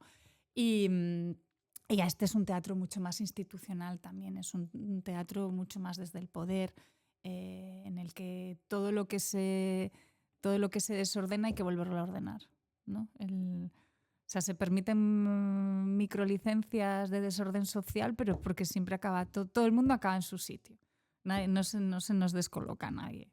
En la propia obra estás hablando. Sí. Es decir, el político acaba en política, Me refería más a cuestiones sentimentales, ¿no? Vale, no vale. se va a dar no va a haber una anagnórisis que de repente diga, es que el criado no es criado, que resulta que por eso hablaba tan bien, que resulta que es hijo de no sé quién, y ya se le notaba en la forma de hablar y vestirse que no era un criado cualquiera, ¿no? Eso es la anagnórisis, ¿no? Aquí el criado es criado empieza y criado se queda, por mucho que entre medias parezca que eso se va a liar. No, Okay. no, ni se llega a liar, ni va a quedar todo el mundo con un orden social ya muy establecido. O sea, esto ya es inamovible. ¿Y por qué crees que se da eso? ¿Por qué interesa a esos autores que no se den esas anagnórisis? Porque ahora ya tenemos todo el aparato de la Inquisición, de la censura, de un control estatal mucho más fuerte, con lo cual no hay otra opción. Vale, es como aquí que nada se descoloque, Eso que el es. campesino no sueñe con ser llegar a la realeza porque eso no va a pasar ahora. No va a pasar, no va a pasar, no, no, claro que no va a pasar. Entonces dices que se usa como el teatro en el siglo XVII, por meterme un poco, Lope de Vega, no Lope de Vega en concreto, el teatro en el siglo XVII se usa como una herramienta de poder. ¿Solo se ve en ese aspecto de los personajes o se ve en el tipo de obra que se hace, el tipo de argumentos? Se ve en todas partes, o sea, se ve por parte de los personajes, que hay personajes reales, pues, por ejemplo en Fuenteovejuna, ¿no? De Lope de Vega, la obra acaba porque los reyes católicos restauran el orden, deciden perdonar y que todo salga bien, pero y aparecen en escena los reyes católicos, o sea, creo que es un ejemplo lo suficientemente claro, ¿no? El pueblo la ha liado parda porque ha llegado un gobernador muy díscolo que va violando a todas las muchachas del pueblo, lo acaban asesinando y entonces los reyes católicos conceden el perdón y lo arreglan todo. Pero claro, esto que en realidad en Fuenteovejuna se está planteando un desorden político, o sea, de poder significativo, y se produce un asesinato, que esto es algo que totalmente desautorizado, ¿no? Nada permitido. ¿Cómo se arregla? Con la intervención real, claro. Esto no lo puede arreglar un juez, lo tienen que arreglar los reyes católicos, ¿no? Por ejemplo, ¿no? Entonces se nota desde los personajes, porque aparecen personajes poderosos, loables, ¿no? Porque desde los personajes, desde los argumentos, se nota en todas partes. En el teatro del siglo XVI lo que me queda claro es que la emoción que se quiere generar es quizá esa excitación, ese entusiasmo, ¿no? Ese amor, ¿no? Bueno, igual es mi lectura esa. Sí, pero por lo que veo, el Celestina, esto, lo otro, es como muy apasionante. Pero muy creo que es mi emocionante. lectura, insisto. Lope de Vega, ¿qué pretende con su teatro? ¿Qué se pretende? ¿Qué se quiere transmitir al público aparte de ese entretenimiento? ¿Qué emociones pretende que sienta el público Lope de Vega? Lope de Vega es una auténtica máquina. O sea, hablando de genios, este es otro genio. Escribe obras de teatro como churros. Es uno de los autores más prolíficos. Es alucinante la capacidad de escribir en verso que tenía Lope de Vega y de construir comedias. Alucinante. Y comedias, no todas son igual de buenas, evidentemente, pero comedias de muy alta calidad. Y no solo comedias, que Lope de Vega escribió también otros géneros literarios. El teatro siempre, la literatura en general, yo ahora estoy hablando de teatro, pero es extrapolable a cualquier texto literario, habla de las pasiones humanas. Independientemente del contexto, independientemente de los filtros, independientemente de la censura, siempre habla de las pasiones humanas, siempre. Estos son los clásicos. Por eso no siguen hablando hoy en día, porque las pasiones humanas no han cambiado. No, puede cambiarlo todo. A mí me encanta la psicología, pero no vamos a hablar de eso ahora. Vamos a hablar del humor. Ahí sí que me pierdes. Vamos a hablar del humor. ¿Qué tipo de humor utilizaban? ¿Era satírico? Cuando dices que Lope de Vega escribía comedias, o también me lo puedes llevar al siglo XVI, ¿cómo era ese humor? Porque técnicamente era este humor de, yo qué sé, muy sarcástico. ¿Cómo era el humor en esas obras de teatro, en Pues esas comedias? a ver, por ejemplo, con Lope de Vega ya hay más humor de circunstancias también, de reírse de personas, o sea, hacer referencias a personas en concreto, momentos en concreto, de referentes compartidos entre el público y el autor, ¿no? En el teatro del siglo XVI esto se da menos.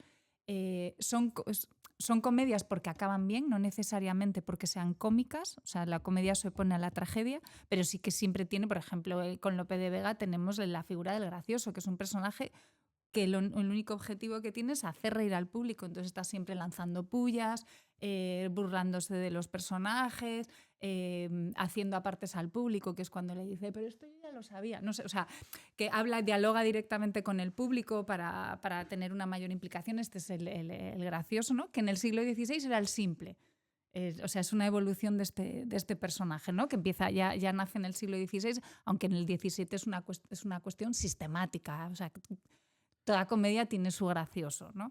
Esto por un lado. Y luego, en el siglo XVI, a mí lo que me llama mucho la atención es precisamente lo que llamo yo los límites de la risa. Por ejemplo, el adulterio era un motivo comiquísimo.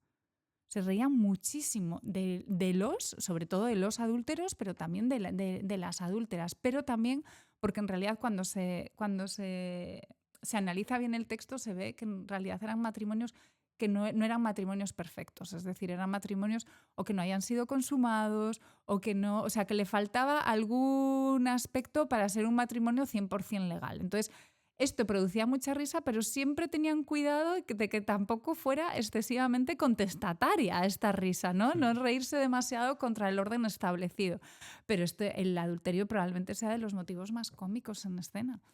Claro, porque es como ahora. Yo creo que el sexo o la sexualidad es uno de los grandes temas. Yo creo que por eso Broncano siempre al final de sus entrevistas pregunta, oye, relaciones sexuales el último mes. Y claro, yo he visto cosas en ese sorprendentes. O sea, claro, es cómico, porque de repente ves a uno que dice 30 veces al mes. Y dices, este tío o ¿Cómo lo esta hace? tía es una máquina, ¿no? O sea, están aquí reventándolo todo y yo creo que también genera eso. Claro, quizás yo lo llevo siempre a la época actual, es la presión social de esa época, ¿no? La presión social de esa época era, tienes que consumar el matrimonio, o sea, Tienes que tener tienes que hijos. tener hijos. No, o sea, la presión social era que la consumación del matrimonio se demostraba a través de los hijos, que eso generaba otro tipo de problemas, claro. Mm.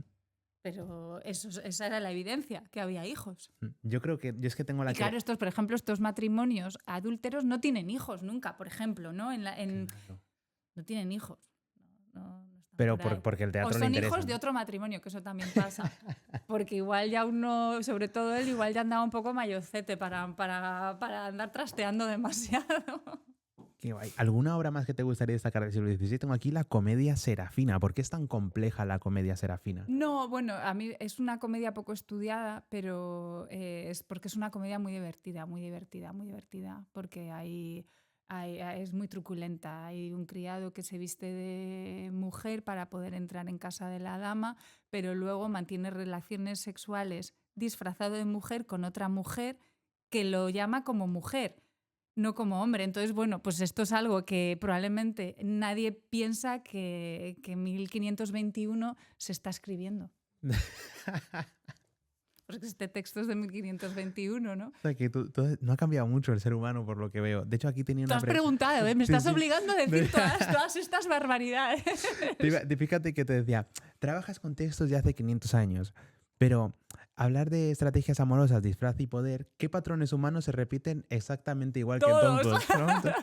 Esa me la sé, todos. Todos, ¿no? O sea, digo, wow, o sea, esa quizá incluso muchas veces, incluso esa doble vida, soy una persona a nivel social, pero luego soy otra persona que con sus vicios, sus cosas, o sea, el ser humano me parece una cosa fascinante. Totalmente de acuerdo. Eh, Luego tengo puesto aquí, has estudiado personajes femeninos del teatro renacentista. ¿Qué te sorprendió de ellos? Hemos hablado de Melibea, que sobre todo era la coherencia, ¿no? Habías mostrado que ella era bastante coherente o incoherente cuando le hace la pregunta a Calisto, que es que me quiero quedar. Pero algo más del personaje femenino durante ese siglo XVI, destacable.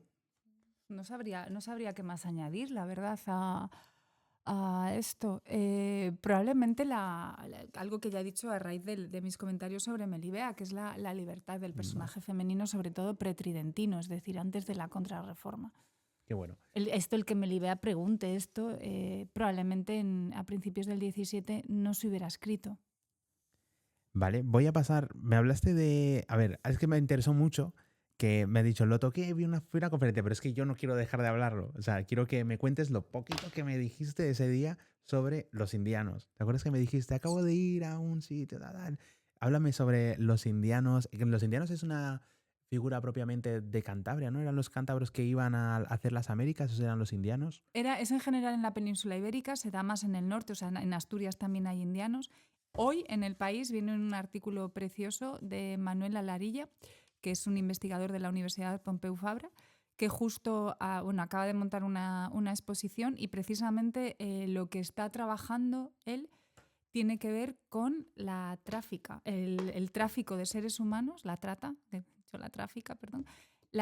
seres humanos, o sea, cómo la trata de seres humanos a finales del 18 y principios del 19 contribuyó a formar las mayores fortunas de este país. En concreto, por ejemplo, pues casi todo el patrimonio inmobiliario de Barcelona, el modernismo. O sea, entonces, o sea, ahora mismo la investigación está bastante de este lado por la unión de dos corrientes analíticas del mundo de la literatura que tiene que ver con los estudios transatlánticos, que es lo que estudia las relaciones de la península con América, en este caso sobre todo con Cuba, y también tiene que ver con los estudios de raza, ¿no? Entonces, la unión de estas dos corrientes críticas respecto a la literatura española, no solo española, pero en este caso yo voy a hablar de la española, pues ha dado un interés en este tipo de investigaciones. Entonces, claro, la visión que tenemos del indiano, tenemos una visión muy romántica, que es la visión del indiano que también el propio indiano ha querido traer a su pueblo. Es decir, la persona que se ha ido, se ha enriquecido y ha vuelto rico. Las preguntas de cómo se ha enriquecido son las que tal vez hasta ahora no hemos querido hacer o hemos decidido no querer responder, ¿no? Estas palmeras significativas de las casas de indianos de Cantabria, ¿no? Que se distinguen porque hay una palmera que indica que esa persona ha vivido en otro clima, porque aquí las palmeras no crecen, las palmeras que hay en Cantabria vienen por los indianos y es un estatus, ¿no? de indiano. Es esta casa grande, a veces en medio del campo, ¿no? Que no hay nada alrededor, pero ahí está su palmera que identifica convenientemente a este indiano, ¿no? Esto por un lado. Por otro lado, claro, la historia de los indianos, que yo creo que ahora, repito, desde un punto de vista historiográfico y literario se está rescatando mucho, también dialoga muy bien con la historia siempre de la propia migración familiar, ¿no? La historia de los indianos es el principio muchas veces de una dinastía, de una saga, ¿no?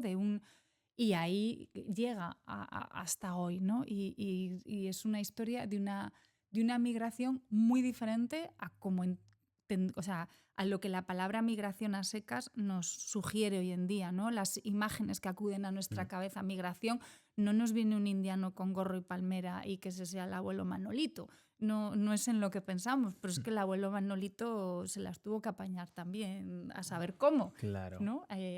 Cuándo fue. No sé si es esto, te Sí, estoy sí, sí. contando cosas que No, no tienen porque nada que ver con lo que querías que pero te que es dijera. súper interesante. O sea, es súper Pero yo en esto, interesante. o sea, esto soy aficionada, quiero decir. Bueno, O sea, es un yo tema que estoy... me interesa, pero que no soy especialista ni nada. Perfecto, nosotros estamos aquí para tener una conversación. Entonces, hay partes donde aprovechamos súper tu expertise puro y duro, tu parte técnica más fuerte, que es la literatura y esa parte del siglo XVI, pero hay otras partes donde también siento que puedas aportar. Para mí, un ser humano no es únicamente una única cosa. Yo estudié ciencias de la actividad física y el deporte, pero me encanta la psicología, me encanta el marketing y no me aferro únicamente a una identidad o a dar mi opinión personal sobre una única cosa. Hombre, con ese ejemplo de Messi estaba claro lo que Ya, habías estudiado. ¿sabes? Entonces aquí estamos para hablar y para hacer pensar a los demás, para entretener. Y si no, pues oye, que pueden todos preguntar y indagar. Entonces, si tú, hablando de los indianos, puede ser la lupa donde una persona que esté escuchando diga, oye, pues me interesa lo que estaba hablando Laura, sencillamente, voy a intentar investigar más. Pues creo que es de eso lo que se trata, de hacer esos clics. Sí, me dijiste que había sido un congreso. A una conferencia. Es una de las conferencias, de hecho, voy a idear nuestra relación personal. Qué bueno, dale. Sí, sí. Brandon y yo nos conocemos porque coincidimos en los cursos de verano de la Universidad de Cantabria en Laredo, que coordinó este año, y una de las conferencias que yo había invitado en estos cursos de verano es de Lisa Survilo, que es profesora de la Universidad de Stanford, a quien yo conocí en Penn State hace ya décadas, y que ahora mismo trabaja. De hecho, el último libro del que habló en esta conferencia lo ha publicado con Manuel Alarilla, del que hablaba, que ha publicado hoy en el País. Es un trabajo conjunto. Y de lo que ella habló, que es un texto delicioso, es de una biografía, o sea, es una biografía familiar de una señora que nació en Cuba y luego creció en Barcelona, nació en La Habana y creció en Barcelona, y cómo ella gestionaba todo este patrimonio inmobiliario que había heredado por el tráfico de esclavos entre África y Cuba. Y entonces su familia escribe esta biografía porque quieren, a modo de hagiografía, quieren convertirla en una santa. O sea, lo que quieren es blanquear todo este pasado hasta el punto de hacerla pasar por una figura digna de la santidad, ¿no? Entonces, este texto, que en principio, de hecho se llama La bisabuelita, porque es un texto que tiene intención familiar. Es como, esto es para que te conozca tu familia, ¿no? Pero cuenta en la historia, pues esto, de cómo era una mujer extraordinaria manejando una auténtica fortuna, ¿no? Y claro, aquí está muy puesto el punto de mira en el papel de las mujeres en este momento, que parece que las fortunas solo eran gestionadas, o sea, que lo que es la trata y lo que es las fortunas a principios del XIX eran exclusivamente masculinas, y este es de alguna manera un ejemplo del poder de una mujer en ese momento, repito, muy vinculado a la trata. O sea, es un contexto económico muy concreto. Claro. Y ella presentaba, o sea, en la conferencia nos habló un poco de este libro, y claro, pues a mí antes, durante y después, que justo fue la semana que estuvisteis vosotros por Laredo. Entonces, además, bueno, yo tengo una relación personal, es mi role model en la vida, es una de las personas que más admiro en este mundo y de las que más he aprendido, con diferencia. Y claro, estaba altamente influenciada por todo lo que decía, andaba adorando sus palabras.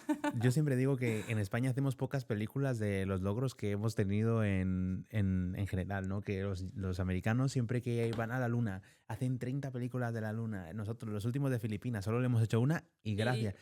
Y luego el nivel de exposición. Entonces, cuando tú estabas hablando, se me venía a la mente algo personal, y es que digo, joder, va, otro hoyo en la historia. En el sentido de, joder, los españoles no podremos hacer algo bien. O sea, en el sentido de, ¿habrá indianos? La pregunta que se me surgía en la mente es, ¿habrá indianos que lo hayan hecho bien, en el sentido de que no lo hayan hecho desde la trata? No lo sé, igual tú tampoco. A ver, había comercio de azúcar, había negocios más limpios, pero en general todo lo que tiene que ver con las colonias parte, ¿no?, de una desigualdad intrínseca. Claro. Qué guay, qué locura. Tengo preguntas, ¿vale? Muchas preguntas. Tengo una pregunta sobre todo sobre Stanford, sobre tu estancia en Stanford. Claro, a mí son cosas que... Yo siempre intento leer libros de personas que yo miro la tapa y digo, a ver qué ha estudiado, ¿sabes? Porque ahora hay muchos escritores que sí, que están muy bien, no quiero...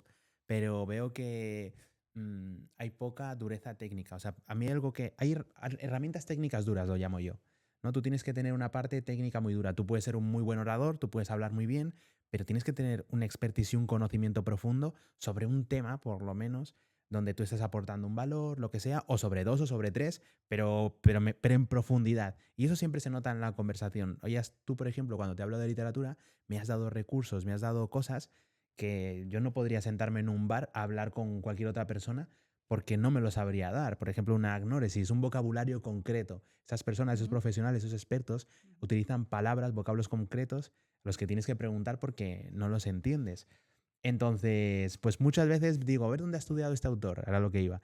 Y pone Stanford, Harvard, la gran mayoría de los autores que suelo leer, para mí es como un sello de calidad. Entonces, yo no sabía que habías estado por Stanford, pero cuando vi Stanford dije, wow, no puede ser, increíble, una persona que ha estado en ese campus. ¿Qué hace aquí? Entonces, ¿Qué hace en Laredo? Háblame un poco de ese campus. ¿Cómo es ese campus? ¿Cuánto tiempo estuviste? ¿Cómo fue la experiencia en Stanford? Pues la experiencia en Stanford fue una de las cosas más maravillosas que me han pasado en la vida. Fue una serendipia, como todo. Evidentemente tiene que ver con la intervención de esta profesora, Elisa Surwilo, que fue quien me contrató para hacer o sea, en realidad yo fui a hacer una sustitución, fue como profesora invitada. Y fue raíz, además, bueno, nosotras ya nos conocíamos, pero me invitó a dar una conferencia el año anterior, y después de la conferencia me dijo, quiero que vengas más tiempo. Y yo sentí que tocaba el cielo, o sea, que tocaba el cielo y que no he vuelto a subir tan alto en mi vida. O sea, dije, ya está, o sea, esto es mi mayor logro profesional y lo va a ser para siempre de aquí ya.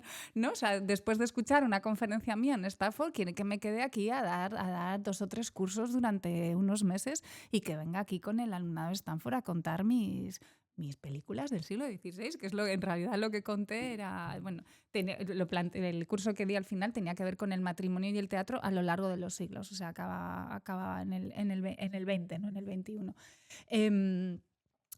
Y fue fantástico, fue un momento a nivel personal tremendo, porque a mí me coincidió, de hecho tuve que elegir entre la baja de maternidad, el permiso de maternidad de mi segunda hija o irme a Stanford, entonces me fui con una criatura de 7 meses, la criatura de 3, y bueno, claro, me acompañó mi pareja porque si no era inviable. Entonces, todo lo logístico.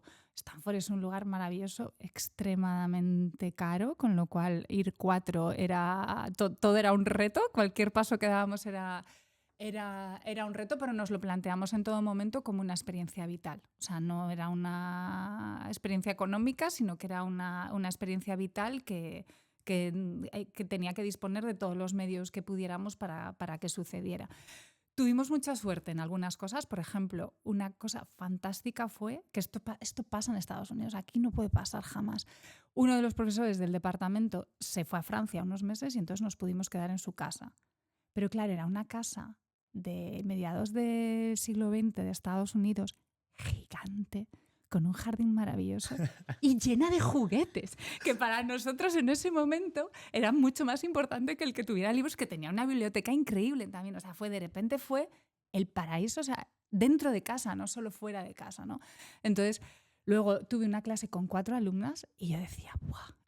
Los recursos que han invertido para que yo esté aquí con estas 4 alumnas, que fue maravilloso, o sea, eran unas conversaciones maravillosas. O sea, ahí es que no solo tengo buenas palabras, no solo eran listísimas y aplicadísimas ni cultísimas, es que era tan enriquecedor porque además cada una era de una disciplina, no era ni siquiera de literatura, entonces cada una leíamos los textos, los tenían que leer y los trabajábamos los textos en clase juntas. Entonces cada una aportaba desde su galaxia lo que quería. Entonces fue tan enriquecedor, fue una experiencia fantástica. Luego el campus es un lugar...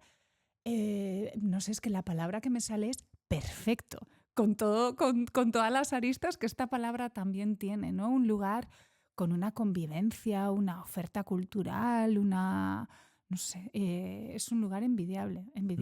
Soy muy consciente de que no es oro todo lo que reluce también, pero mi experiencia ahí fue que todavía a veces pienso, ¿y si nos vamos?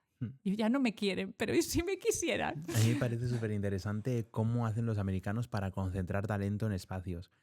Siempre en Silicon Valley, por ejemplo, se ve mucho, ¿no? Es toda la tecnología del mundo, pues vamos a hacer un ecosistema aquí donde solo se hable de tecnología y toda la gente que quiera hacer tecnología venga aquí. Y eso lo que hace es un interés compuesto de que tú vas a una cafetería y están hablando de tecnología. Vas al otro sitio, tecnología. Tecnología, tecnología, tecnología. Esto es solo tecnología. En Stanford, cuando me hablabas de esas 4 chicas, ¿de qué disciplinas eran? Pues es que ahora mismo ni me acuerdo. Una sí que estaba haciendo el doctorado en literatura, porque además era...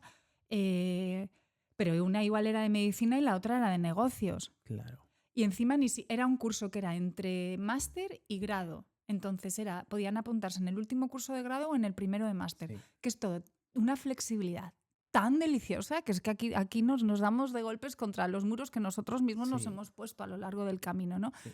Entonces, claro, era muy enriquecedor precisamente por toda la flexibilidad que nos permitía estar ahí. Es que es súper importante esa correlación esa conexión de disciplinas, conectar disciplinas, por lo que te venía comentando antes. Yo siempre le decía a mis compañeros de clase, siempre me decían, Brandon, pero tú ¿cómo has hecho eso antes de acabar la carrera? Pero ¿cómo? Y le digo, porque lo que me va a diferenciar, o a ti o a mí o a cualquier persona, no es el título que tenga colgado. Eso es importante, sí, tengo que tener un título. Es las cosas que va añadiendo alrededor de ese título. Yo soy una persona que sé de esto, te puedo decir, sé mucho de esto, pero me has visto cuando hemos empezado el podcast.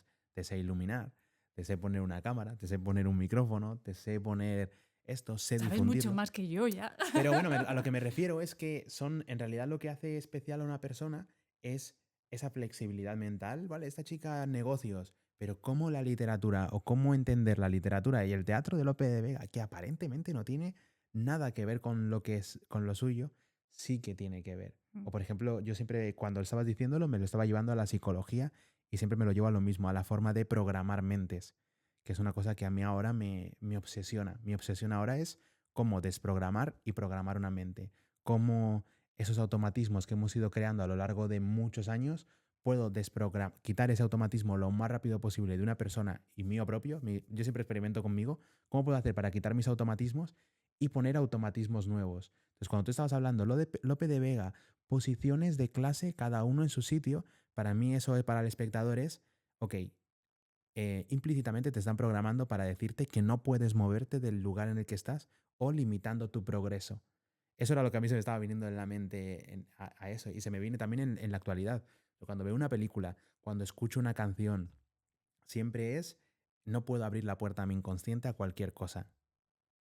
¿Sabes? Es como... Sí, es autocuidado extremo, es eso. Sí, soy súper cuidadoso con eso. Es como que tengo que tener mucho cuidado no con quién me habla ni nada de eso, sino porque ya lo tengo muy trabajado. Es como que tengo un guardián en mi cerebro. Hay un guardián en la entrada de mi mente que dice, esto entra, esto no entra. Y si hay una persona que verbalmente no es que me esté atacando, pero quiere meterse en mi mente. Por ejemplo, esta mañana tenía una discusión con una persona que me decía, yo le dije, yo no me miento a mí mismo. Se lo dije, yo no me miento a mí mismo. Y no lo hago, no me miento a mí mismo. Y esa persona me decía, sí, pero sí te mientes, sí, tú también te mientes de forma inconsciente, porque una cosa es lo que tú ves desde dentro y otra cosa es lo que ve una persona desde fuera. Y yo le dije, ya, pero yo no me miento a mí mismo. Y no le decía desde el ego, desde no tengo nada más que aprender, porque yo siempre siento que un ser humano está en expansión. Yo estoy expandiendo esa parte de mí, sino que si yo le permito a mi mente creer que yo me engaño a mí mismo, lo voy a hacer. Entonces no se lo permito, tú no te engañas a ti mismo, que luego puede haber otra realidad, inconscientemente sí me engañe en algún aspecto de mi vida, pero no te voy a dar el permiso de hacerlo. Te doy el permiso de decirte a ti mismo que no lo haces. Pero bueno, porque también está el punto este evolutivo, ¿no? Tú ahora eres íntegro, ¿no? Por lo menos lo intentas, no te engañas a ti mismo, que no significa que luego, cuando tú veas a tu yo de ahora, Claro descubras sí. tus trampitas, pero son dos cosas distintas, ¿no? No sé si es lo que te quería decir este tipo de... Sí, o sea, no, él simplemente, no sé, es que no le di el permiso. O sea, no te sabría decir ni lo que me quería decir, porque si le hubiera pedido la opinión, sí hubiera estado abierto a la escucha. Porque una cosa es que yo vaya donde ti te diga, oye Laura, ¿hay en algún punto donde tú veas que soy incoherente o que, por ejemplo, veas que me estoy engañando a mí mismo y tal? Ahí lo que hago es quitar el guardia. Ok, voy a darle el permiso a Laura de entrar dentro de mi mente para que ella me dé su perspectiva y yo en una posición de cierto control, entre comillas, voy a analizar ese pensamiento que Laura expresa. Porque la mente es muy farragosa y no voy a extenderme mucho más, ya lo hablaremos en otro podcast, pero la mente siempre busca el hueco donde cabe el lugar a dudas. Y en el momento en el que tú propiamente ve un sitio donde puede entrar, entra y te revienta. Y yo ya no estoy dispuesto a darle ese permiso, o sea, ya se lo di en un momento.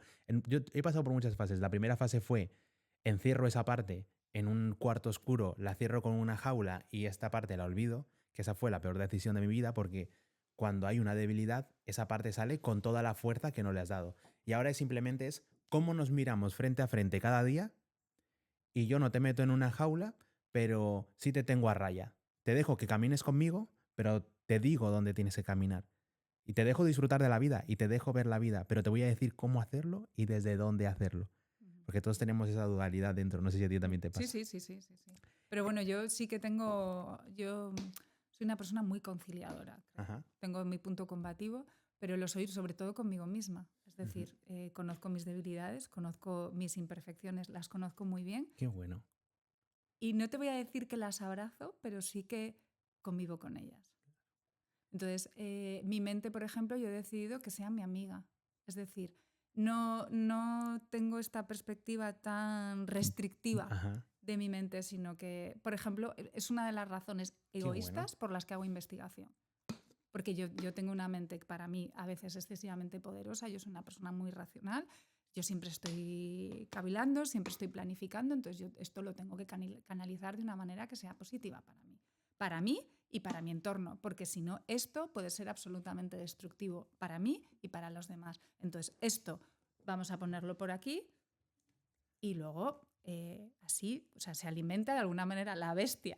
Está encarrilada, va por su camino y me deja vivir pero porque ya la estoy alimentando en lo que necesita, ¿no? No sé si... Yo lo he entendido perfectamente. Vale. Y es muy brutal, efectivamente, orientar esa energía hacia el lugar que tiene que estar sin encerrarla. Yo tengo un punto hiperactivo, ¿no? O sea, y es hiperactivo sobre todo intelectual. Físico también, o sea, soy una persona que está 45 minutos sentada. Ya lo estoy notando, no sé cuánto tiempo llevo. Ahora saltamos a hacer burpees y jumping jacks. Pero cada vez me estoy moviendo más sentada y yo creo que es por esto. Bueno, aparte que me siento más cómoda, ¿no? Evidentemente. No solo físicamente que también, sino mentalmente. Es una persona hiperactiva. Entonces, esto hay que... Es que yo me niego a decir controlarlo. Yo digo, tengo un regularlo, discurso, canalizarlo. Tengo un discurso, intento tener un discurso más amable conmigo misma. Sí. Es súper importante. Intento. Recalco la palabra. Sigo en expansión, como digo yo. Sigo en expansión en este sitio. Entonces, me habías hablado de Stanford, que bueno, fue una experiencia súper maravillosa. ¿Cómo acaba un poco esa estancia en Stanford? ¿Cuántos meses estás? Me has dicho que estás como un semestre, ¿estás ahí? Eso, estuvimos 3 meses porque era una sustitución, era un contrato. Yo fui profesora visitante esos 3 meses, o sea, desde el principio era algo con un fin, o sea, era una cosa muy, muy, muy, muy concreta. Y respecto a lo que decías antes, es que lo que hacen en Stanford, en Silicon Valley, lo que hacen en Estados Unidos es una cosa básica que aquí no hacemos, que es el Juntar el talento. cazatalentos. No, el estar atento al talento. Pero es una cosa que lo hace, o sea, es una cosa social, quiero decir. No es que haya personas, porque tenemos los ojeadores, esta idea, ¿no? No es que hay personas que se dedican profesionalmente a ello, pero es que cualquier persona está relativamente alerta al talento que le rodea, de una manera, o sea, independientemente de cuál sea su ubicación profesional, ¿no? En mi caso, pues a los alumnos, ¿no? Sacar adelante alumnos con un doctorado tal, o sea, en Estados Unidos enseguida se ve, enseguida te ven, enseguida todo eso porque están muy alerta a esto. Aquí no. ¿Qué cosas tenían en común esos alumnos? Yo, fíjate, hay una cosa que es la parte cultural que educa. Dependiendo del barrio en el que vives, la comunidad en la que vives, se genera un sistema, una psicología concreta, incluso unos hábitos. ¿Qué hábitos, qué cosas te sorprendieron cuando estuviste en Stanford? ¿Qué veías en esos alumnos que decías, esto se sale de la norma? Lo primero que me llamó la atención es una cosa muy estúpida, ya lo siento, es el acceso a la tecnología y la relación con la tecnología. Para empezar, los filtros de seguridad brutales que se tenían a nivel institucional, pero el propio alumnado con sus propios dispositivos, de control de sus propios dispositivos, que nadie mirara, o sea, un celo hacia su portátil y su móvil, que yo no, o sea, para mí fue un contraste muy, muy grande con el mundo, Sí, iba a no decir sé. relajado, pero no creo que no es la palabra, que lo ignora, ¿no? O Sí. sea, ignorante en este sentido. Esto me llamó mucho la atención. Y luego la otra opción que para mí definía el alumnado y define en general la alta academia estadounidense es que no existe la posibilidad de no hacer las cosas. O sea, yo aquí no me voy a poner especialmente crítica ni apocalíptica. Yo en la Universidad de Cantabria tengo mucho alumnado que llega a clase sin actitud, sin aptitud, sin voluntad, sin ganas, sin haberse leído lo que había que leer, sin casi ni saber dónde es la clase que le lleva el de al lado. O sea, sin ningún tipo de dirección, que están con una presencia tan limitada en lo que están haciendo, tan distraídas. Esto en Stanford es impensable. Quien está delante de ti está al 100%, siempre. Y ha hecho lo que había que hacer. Y no se habla al respecto, no hay un discurso. O sea, claro, hay que leer esto, lo leemos y hablamos de ello. No es que a mí no me ha dado tiempo. Esto es que es impensable. O sea, no se lo permiten a ellas mismas. Claro. Quizá es por la parte de que se ve como un paso, meramente un paso social, ir a la universidad en España. En España simplemente hemos dicho, bueno, pues haces la ESO, haces bachillerato y como que lo hemos normalizado, que la universidad es lo normal y yo siempre siento que es un privilegio, ¿no? Tener una universidad pública como la que tenemos, con profesionales como los que tenemos, que sea tan barata. A mí me parece barata. Mil No, euros al año, ¿no? estoy 1.000 euros totalmente de al año es. acuerdo, pero bueno, eso es una perspectiva muy internacional Sí, también. Pero 1.000 euros al año me parece barato. Sí que es verdad que se pagan muchos impuestos, pero 1.000 euros me parece barato. Y creo que va mucho también en torno a ese sistema de creencias en el que estoy trabajando y en el que trabajamos. De hecho, tú vas a ver en la entradilla de este podcast que una de las misiones que tenemos es pagar los estudios a millones de personas alrededor del mundo. Siempre lo digo. Hay gente que se piensa que voy de broma o que no lo estoy diciendo, pero en el momento en el que lo hago público, aumento mi compromiso con eso, claro, ¿sabes? Pero bueno, son maneras en las que yo si no trabajo lo dices puede que no suceda. ni que lo haga. Claro. Porque digo, bueno, como no lo digo, es algo que tengo pensado, pero eso me obliga, ya estamos trabajando pues ahora ya hemos hecho unos ingresos con YouTube y ya estoy pensando en cómo voy a, pues, oye, pues son 112 euros en realidad lo que hemos ganado los últimos 3 meses o 4. Pero bueno, a qué niña le hace falta unos libros? Ya tengo vista la chica en concreto y la madre, que sé que esos 112 euros, pues pueden. Y yo pienso que las personas van de broma, pero eso es lo que yo quiero cambiar en España. Yo siento que tenemos el potencial suficiente y, y los recursos suficientes para entrar en la vida y entrar no en una competitividad, sino ser un mejor país. Y yo siento que para eso simplemente tenemos que cambiar ese sistema de creencias. Lo que creemos sobre el país en concreto, sobre nosotros, va a ser un trabajo que yo creo que va a ser de mucha parte de mi vida, incluso puede que me vaya de este mundo y no lo haya concluido, pero siento que tenemos el poder de cambiar eso, que tenemos el poder de cambiar las emociones y los sentimientos de las personas hacia algo que las empodere mucho más y que vayan a esas universidades a decir qué más puedo aportar, ¿Cómo puedo investigar esto y qué más puedo descubrir? ¿Cómo puedo enriquecer? No se trata de competir con lo externo, es cómo puedo enriquecer más mi país, mi cultura y que las personas vivan mejor. Bueno, es un objetivo muy ambicioso y muy loable el que planteas. Yo te deseo mucha suerte porque me parece muy, muy ambicioso, pero bueno, tener un proyecto, tener una hoja de ruta siempre da mucho sentido a la vida y vamos, adelante, adelante. Te voy a ir haciendo las últimas preguntas. Tengo aquí puesto, ¿qué has aprendido de gestionar personas y proyectos que no aprendiste en la biblioteca? Em, lo primero es que los libros fallan menos que las personas, que es algo bastante demoledor y bastante negativo y que no suele ser mi principal cara, esta negatividad. Gestionar proyectos y personas es una labor bastante desagradecida.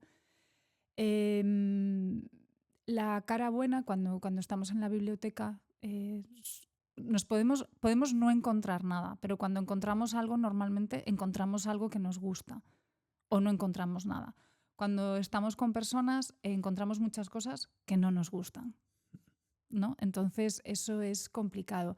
A mí me cuesta, sobre todo me cuesta mucho entender la desidia, la pereza y la falta de compromiso. Son cosas que no respeto y con las que tengo muchos problemas, porque además yo sí que creo mucho en los equipos, creo en la construcción de equipos, además trabajo activamente en ello a nivel profesional y soy de las pocas personas que ha decidido que es un poco tiene algo que ver con con la que acabas de decir tú, que ha decidido que la universidad no es una suma de individualidades, sino que en la medida de lo posible yo quiero que tengamos un equipo y quiero que tengamos este proyecto común. Y no hay, o sea, si no tenemos un proyecto común, no podemos funcionar como equipo. Entonces yo me empeño en hacer proyectos muy asequibles, muy poco ambiciosos, pero por ejemplo ayer me han llegado la noticia de concesión de 3 proyectos, que son mini proyectos, que yo voy a liderar estos 3 proyectos, pero en uno de estos proyectos está medio departamento. Estamos 20 personas en este proyecto. Cada uno desde donde está, o sea, es una tontería. Todo esto son tonterías, son cosas sin ninguna trascendencia. Pero a mí me parece fundamental, o sea, esto me lleva a muchos sinsabores, porque al final me lleva a hacer un trabajo que a veces considero que no es mi trabajo, que lo tendría que hacer otra persona, porque ha fallado el compromiso, porque ha fallado la seriedad, porque ni se leen lo que firman, pues este tipo de cosas, ¿no? Que a veces es frustrante y a veces desgasta. Pero por encima de esto, creo que siempre merece la pena construir un equipo, siempre merece la pena. Aunque, y esto es algo que digo mucho en casa, que para que funcione el equipo tienen que funcionar sus partes, ¿no? Y esto lo digo reclamando mi espacio siempre. Digo, si yo estoy mal, no funciona nada. Entonces, para que funcione el equipo, que somos todos, tenemos que estar bien todos. Yo también, ¿vale? Y ahora me voy a ir a correr, ¿no? Así es como legitimo yo mis momentos, ¿no? Pero, o sea, aparte de la anécdota personal, ¿no? En un equipo profesional sí que creo que no es necesario que funcionen todas las partes para que salga de la misma manera para que salga adelante el equipo, pero me parece fundamental que todo el mundo sienta que algo está aportando a ese equipo, porque si no, no es sostenible, ¿no? Entonces, para mí el reto en la coordinación de proyectos, por ejemplo, es precisamente encontrar esa voz, ese camino de cada persona para que pueda sentir que desde donde está, independientemente del grado de compromiso que elija tener, que a mí es algo que me cuesta, pero que sé que tengo que aprender a respetar ese grado de compromiso, independientemente de ese grado de compromiso, que pueda sentir que sí que está aportando al proyecto y que se sienta parte de ese proyecto, ¿no? Este es un poco mi gran reto, pero repito que estos son proyectuchos, ¿eh? No, es súper interesante todo lo que acabaste de decir sobre las personas, el análisis que has hecho, y es lo más complejo, ¿no? Como a los empresarios les pasa, ¿no? Es como lidiar con las mentes de sus trabajadores y, y hay muchas cosas, ¿no? Por ejemplo, hace poco estaba mirando para entrevistar, no es que no lo puedo decir en tal, pero una persona que trabajaba con Elon Musk y hablaba de cómo creaba Elon Musk cultura en su empresa. O sea, que trabajaba con Elon Musk o sea, de que hizo por ejemplo, cuando estaban creando un motor para SpaceX, esta persona llevó ese motor de 9 millones a 700.000 euros. O sea, es un ingeniero que lo fue, de habla hispana. Impresionante ese chico. Y estamos pendientes de entrevistarle. Pues esta persona nos habló de cómo creaban cultura en SpaceX, de cómo hacían reprogramación mental, de nuevo, cómo hacían para que todo el mundo, solo que ellos lo hacen muy a la bestia porque es como que de sol a sol. O sea, les meten tal idea en la cabeza a las personas, o sea, trabajan la mentalidad y la mente de las personas, la programan de tal manera que desde mi punto de vista es muy heavy, pero vuelve a ser lo mismo. Es una cosa que a mí me interesa, la reprogramación y cómo se hace. ¿Cómo lo hacen? Ellos dicen que primero te ponen como a vivir cerca de la empresa, muy cerca de la empresa. Y allí al lado, alrededor, no hay mucho, no hay nada. Es decir, que toda la vida, de nuevo, hacen un Silicon Valley, pero de SpaceX. Todas las casas cerca, muy cerca del negocio, muy cerca de la empresa, y todo lo que tienes a tu alrededor te recuerda a la misión que es llegar a Marte. Entonces tú, desde que entras al pueblo, pues tienes un cartel, un póster de alguien llegando a Marte, el primer hombre que pisó la Luna, vas al comedor y la taza tiene un Marte puesto o pone Marte, los tenedores, o sea, todo lo que tienes a tu alrededor es Es una un lavado inmersión. de cerebro Sí, brutal. sí, es una inmersión total en eso, ¿no? Pero es una forma de liderar equipo. Entonces, cuando a mí siempre que estamos hablando con una persona se me vienen cosas, ideas. Y digo, bueno, pues digo, joder, pues Laura, ¿cómo será su liderazgo? Me preguntaba, ¿no? En ese momento, Es tímido. ¿cómo será Muy su tímido, liderazgo? incipiente. Hace esa inmersión total, no lo hace, y yo No, y además trabajo en un entorno que con la libertad de cátedra. y luego me sumergía, ¿no? Y luego pensaba, ¿hasta qué punto puede? Ya son adultos, bueno, sin más. Y luego Eh, venimos cada uno con mucho bagaje. la clave, iba a preguntar sobre el matrimonio, pero no voy a hacer muchas preguntas. Otro día le invito a hablar sobre el matrimonio y la clase de Stanford, ¿te parece? Otro día podemos... Venga. siempre dejo a plazo, siempre aplazo cosas y al final vais a decir, Brandon, siempre me dices... Pero bueno, si vuelve Laura, vamos a hablar sobre el matrimonio y esa evolución que hiciste. Vamos, que nos des aquí en 1 hora y media la clase que diste en Stanford, que debe ser súper Hay que hacer interesante. lecturas previas, ya lo siento. Dos, tres... Déjanos las lecturas previas. ¿Qué Sí, sí, lecturas sí, previas? sí, Ah, sí, vale, sí, vale, sí, pues las sí, que no dejo... era, no era un chiste. vale, vale. Si vuelvo, hay que venir leídos. Tenemos la última pregunta o la penúltima es, si alguien no ha leído un clásico en su vida y te pidiera una obra para empezar, ¿cuál recomendarías y por qué justo esa? Pues yo creo que con mucho dolor recomendaría El Quijote por encima de la Celestina, porque creo que es algo más accesible, no solo por ser algo posterior, sino porque la estructura es también más amable. Aunque es un texto mucho más largo, yo recomendaría empezar mínimo los 5 primeros capítulos de la primera parte del Quijote, intentar acabar la primera parte. Yo creo que si alguien acaba la primera parte no va a poder evitar leerse la segunda, a pesar del número de páginas. Todo lo que necesitamos saber sobre la vida está ahí. Qué guay. Ha sido maravilloso tener esta conversación contigo. Ahora te voy a dejar durante un minuto con toda la audiencia, pero joder, me siento muy orgulloso de que en la Universidad de Cantabria, obviamente hay otros profesionales, pero no los conozco. Conozco a Marimar García de los Salmones, le mando un saludo desde aquí, a Sonia también le mando un saludo desde aquí, pero me siento muy orgulloso de que, joder, de que te tengamos como profesional y con ese expertise y que estés aportando tu granito de arena, como puedas, esos mini proyectos, esas cosas que tampoco tal, pero bueno, lo haces, pones tu parte, ya está. Yo pienso que eso es lo que está bajo el control de un ser humano y es lo que podemos hacer, cada uno poner su parte, ser responsabilidad de lo suyo y luego intentar que el mundo de alguna forma, si quiere verlo, que lo vea. Gracias a ti por darme este ratito, esta Tienes un oportunidad. minuto con la audiencia, puedes dejar un mensaje a la familia, hijo, lo que tú quieras. Yo sé que tú tienes niñas, ¿no? Lo van a ver cuando sean más... No creo, Sí, no creo. ahora No creo que pero están hartas de escucharme. cuando tengan 12 años o 13, vamos a ver la entrevista de mamá y tal. Entonces, puedes dejar un mensaje. Haz lo que quieras, es tu minuto, ¿vale? Gracias por venir, Laura Mier, con todos vosotros. Ay, qué apuro este minuto que no tenía preparado.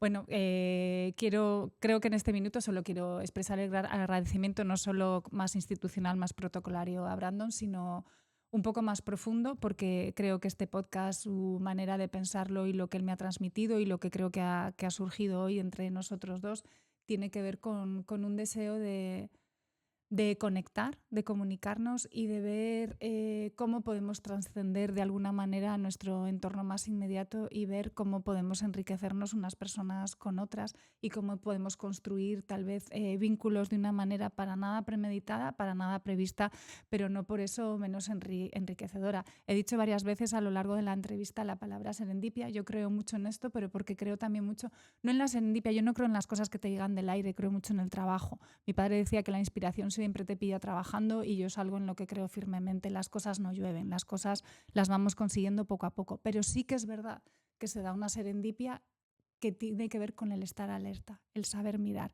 Y el saber mirar a quien tenemos al lado me parece una de las mayores virtudes del ser humano. Y creo que este podcast se basa precisamente en eso, en saber mirar a quién tenemos al lado.